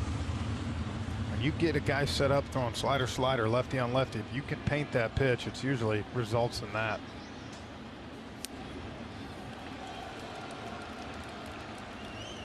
Braves did a lot of damage off Trevor Rogers, the left-handed starter for Miami, who gave up 5 runs in 4 innings, 3 home runs. I would love to see this team get an add-on run here. Something that they've struggled to do. Little pop behind the second base bag. Oh, Jazz Chisholm with a bare hand, risky play, made it. And he dressed that one up for the second out. Wow, indeed. Barehanded down 2 with a fast runner trying to reach, and Chisholm takes care of Albies. Look at this. One of those young superstars. I like watching this kid. Look at that. Good concentration. That ain't an easy play. You can tell the side spin. And you know the speed of Albies. He got to get rid of that ball quick. Hard thing for Ozzie on that one. When you get blown up, jam that bit, it takes you a little bit to get going. So Austin Riley, the final hope for the Braves in the 9th inning. Miami will have their 9, 1, and 2 hitters coming up. Atlanta leads it 5-3. Riley looking for his first base hit tonight. The pitch. Driven a mile out of play right side. Foul. And a chase for the souvenir. Fan from Hialeah, Florida made that grab.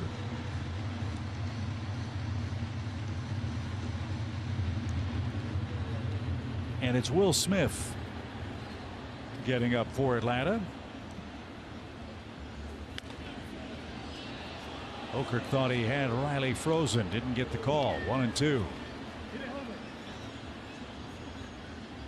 Interesting, it's Will Smith, not Kenley Jansen, after the off day. I think Kenley had worked in 4 of the previous 5 games before the day off. He threw an awful lot of pitches though on Wednesday. That's the beauty of the Braves bullpen. While Kenley Jansen is your closer, there are a bunch of candidates who can close. Looks like Will Smith will get the first crack at it tonight. The 2-2 pitch. Moved him off the plate. Yeah, Kenley threw 27 pitches Wednesday in Milwaukee. Can you look?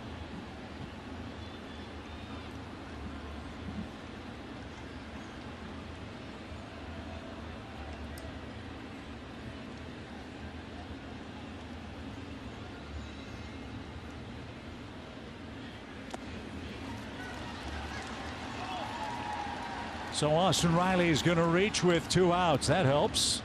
And here comes Marcell Ozuna. How about bookend homers for Marcell tonight? A 2-run shot in the first, a 2-run shot in the 9th wouldn't hurt anybody. Tell you what, it sure make the 9th inning maybe a little less interesting in the bottom, which is what we want.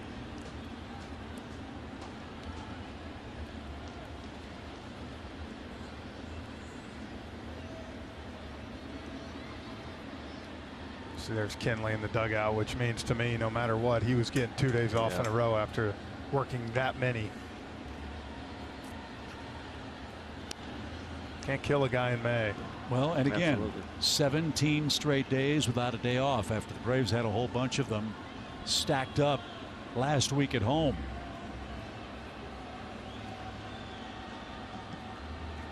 Ozuna itching to pull the trigger again. 1 ball, no strikes. Riley at first. The pitch. That was a nasty slider in. Man, from that arm angle, he's coming cross way over there.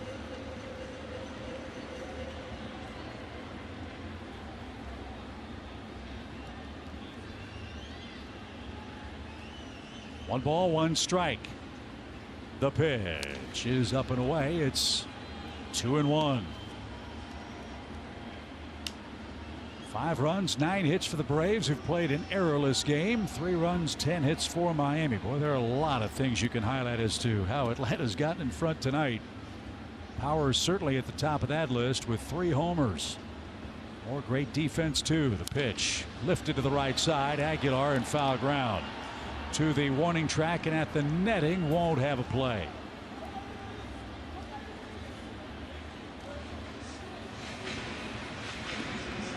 So the count is 2-2 for Marcell Ozuna. He's homered in 3 straight games. He'll take that streak into play tomorrow night against Eliezer Hernandez. Who will start for Miami. Kyle Wright will go to the post for the Braves.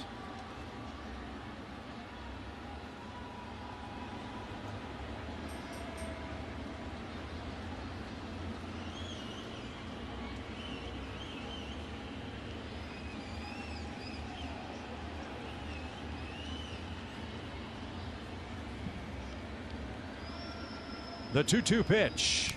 Oh man, what a cut. Marcell wants that one back. Outer half, and he fouled it straight away. This is a good at bat. You foul off those tough pitches, and I think in the back of his mind, he knows this kid has to come back with that slider down in the zone.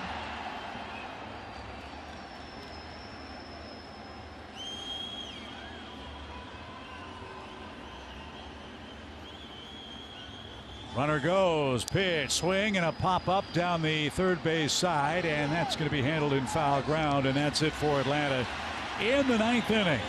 So it's going to be Will Smith to try to lock down a 5-3 Atlanta lead. In highlights, Braves baseball is streaming on the Valley Sports app, and that's presented by T-Mobile. This will be a good one to replay if Will Smith can get the last 3 outs. Braves trying to take round 1 here in South Florida this weekend. They lead it 5-3. As we said, Kenley Jansen not going to pitch tonight. Heavy workload prior to his last outing against the Brewers. So Will Smith will look for his 2nd save this year. Yeah, the guy that saved out 7 games last year in the World Series or the playoffs for the Braves. See those numbers versus the Marlins. 12 2/3 with a 2, just over a 2. His last save was April 9th. Let's see if he can pick up his 2nd against a Marlin team that he has had plenty of luck against. Miguel Rojas will lead off for Miami. Defensive change for the Braves. Guillermo Heredia will take over for Ozuna in left field. And Rojas is hitless in the game. One of the key plays was his line out against Spencer Strider starting the 7th inning. Demerit made a diving catch, took away a hit. How differently might the 7th have turned out had Travis not made that play versus Rojas. Another one of those twists and turns that has meant so much in a very entertaining game. I would love to see Will start out with more 4-seam fastballs. He's been throwing a lot of sliders lately. Well, and you'd love a 1-2-3 so you don't have to face Soler.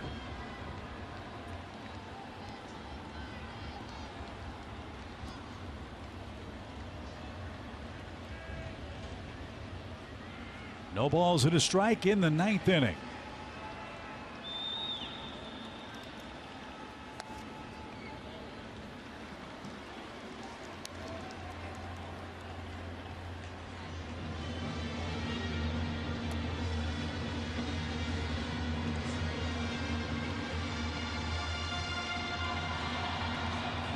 One ball, one strike. Top of the order will follow Rojas for the Marlins. The pitch from Will. And a swing and a miss. It's 1-2. Will has that good fastball, but he's so good at using a hitter's aggressiveness as a big weapon. You can see how aggressively Rojas is swinging against him here in this 9th inning. He's a strike away from the first out.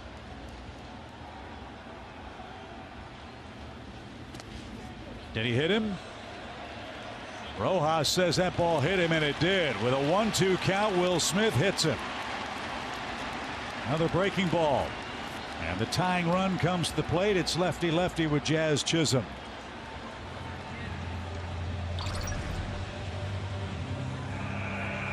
Yep, left foot. Top of it. Yeah. That's the problem when you throw that pitch. Sometimes you try to overcook it. That was a right foot. I thought it got him on the left foot too. Either way, it got him on a foot. That's it. That's a problem. Tying run to the plate, and Chisholm has plenty of juice. Not what you want on that leadoff hitter. And there again, I just think he needs to throw that four-seamer more. At some point, yeah. I mean, you keep showing these guys curveball, slider. And he was so good in the playoffs because he threw more fastballs. But you throw under this kid at your own peril. He's got big-time power. Jazz Chisholm, 7 homers, 27 runs batted in. The pitch. There's the off-speed. He tried to tie it, didn't get it. 1 ball, 1 strike. But look, that was set up with first pitch, fastball to Chisholm. 93 off the plate, but you threw it. You let him see that velocity. Then you come back with that pitch.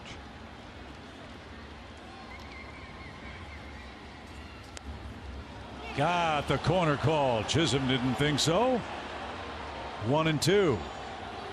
If he's going to give you that, go right back out there, right, Yep, BJ? Exactly. And this is a guy that's this year has pulled the ball way more than last year. Yep. I think he's up 18% more pulling the ball.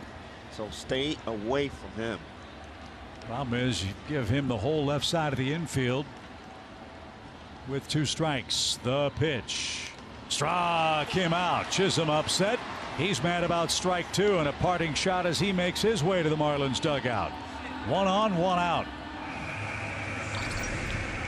It's an excellent pitch here. You throw 2 nasty curveballs, get him to chase, and then you throw the fastball up in the zone. See how he was late. That ball beat him in the mid. Braves Live post game follows us from Miami. Lauren and Peter hopeful of talking about a Braves win on the Friday night showdown tonight. We're 2 outs away from doing just that. Here's Aguilar. He's got 2 hits in his last 2 trips. And a strike. See, and I don't mind that for the first pitch like that if that's what you want to do. Now, you know, if you either bounce this one a little bit lower or you can try to run that 2-seamer off the plate a little bit.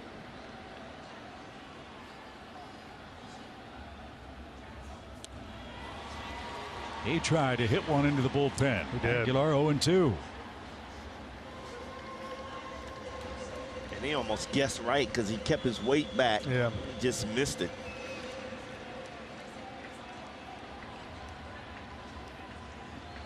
Aguilar is such a good hitter, though. You try to fastball, he's going to try to poke it the other way. And that was blocked by Darno. 1 ball, 2 strikes. Dangerous pitch. Again, you've got Soler waiting on deck. You don't want to put the tying run on with Soler due next. All he's done is homered and doubled in his last 2 at-bats. We want to see him tomorrow, not tonight. A double play ball would do just that. Smith way ahead of Aguilar, the first baseman. And now the 1-2 pitch.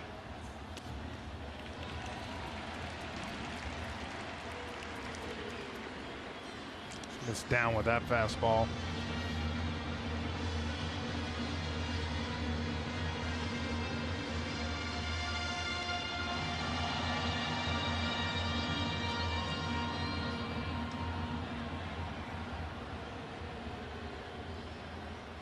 You want action here.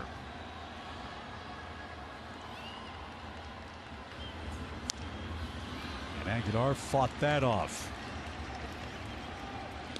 This guy's got a quick bat.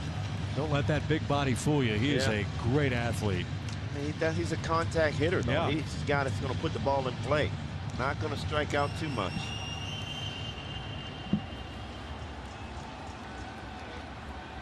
Braves got him to swing and miss in the first inning. They'd love the same thing here in the 9th inning. 1 on, 1 out in a 2-run game. He got him, pulled the string, and Aguilar does have bookend strikeouts. Back-to-back swings and misses. And now it's Smith versus Soler with the game on the line. Now that was a good pitch there. But again, set it up with a fastball a couple pitches ago.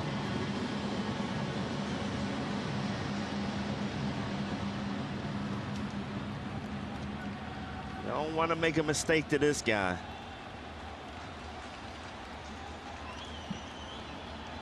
Braves infield defenders play him to pull. They back up to the cut of the outfield turf. And a quick strike to Soler, who hit a home run onto the concourse level in the 6th inning off Charlie Morton. He doubled in the 7th off Strider.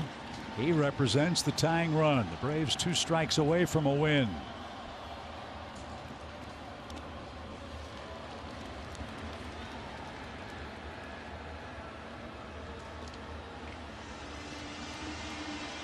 I think sometimes hitters, though, too, and we see him continue to throw that pitch.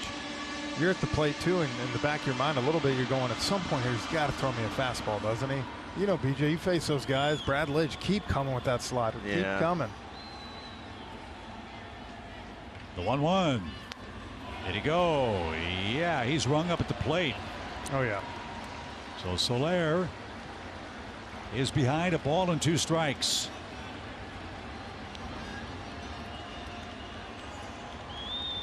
Maybe a fastball up in his eyes. I would say normally yes, but I'm going right back to that pitch right there. I don't ever want to see this guy get a fastball against the Braves. I'm going right back to that pitch. I'm going to make sure it ends up on the inner half of the plate where if he hits it hard anywhere, but BJ, it's foul ball. So here we go, the 1-2 in the dirt. He didn't offer.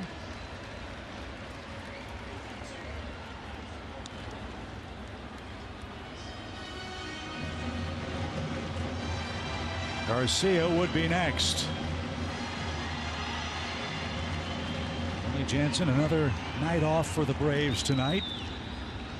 Will Smith trying to pick up his 2nd save for Charlie Morton, and here he goes with the 2-2 pitch. High fly ball to center, but that's going to stay in the ballpark. Duvall is there, and the Braves have won it. 5-3 is your final score. Charlie Morton picks up his first road win. The Braves hit 3 home runs, and they get the road trip even, BJ. 2 wins, 2 losses. Good start by this offense, but you got to give a lot of credit to the bullpen. Starting with Strider coming in, A.J. Minter getting the job done, and Will Smith closing the door at the end, Jeff. Yeah, look, we kept wondering if Will's going to throw that fastball after he hit Rojas, but give him credit. He kept coming with that slider. It was a good one, and he missed down when he missed. And again, great outburst early by the Braves offense. Would have loved to seen him add on, but I thought the at-bats were good. And again, like BJ said, bullpen was outstanding tonight. Another great game on this road trip. Yeah. As the Braves take round 1 in Miami. And tomorrow they will send Kyle Wright to the mound with a chance to win their first road series of the season. That's our final tonight. Braves 5, Miami 3. We thank you for joining us tonight. Join us tomorrow at 5:30 Eastern on Valley Sports Southeast. It's Wright and Hernandez. BJ, Jeff, and Bertie will be with me for the call of the game from Lone Depot Park. Weekend off to a great start. Hope yours is too. 5-3 your final. Stick around. Braves Live presented by Xfinity is next. Lauren and Peter will wrap it up for you next.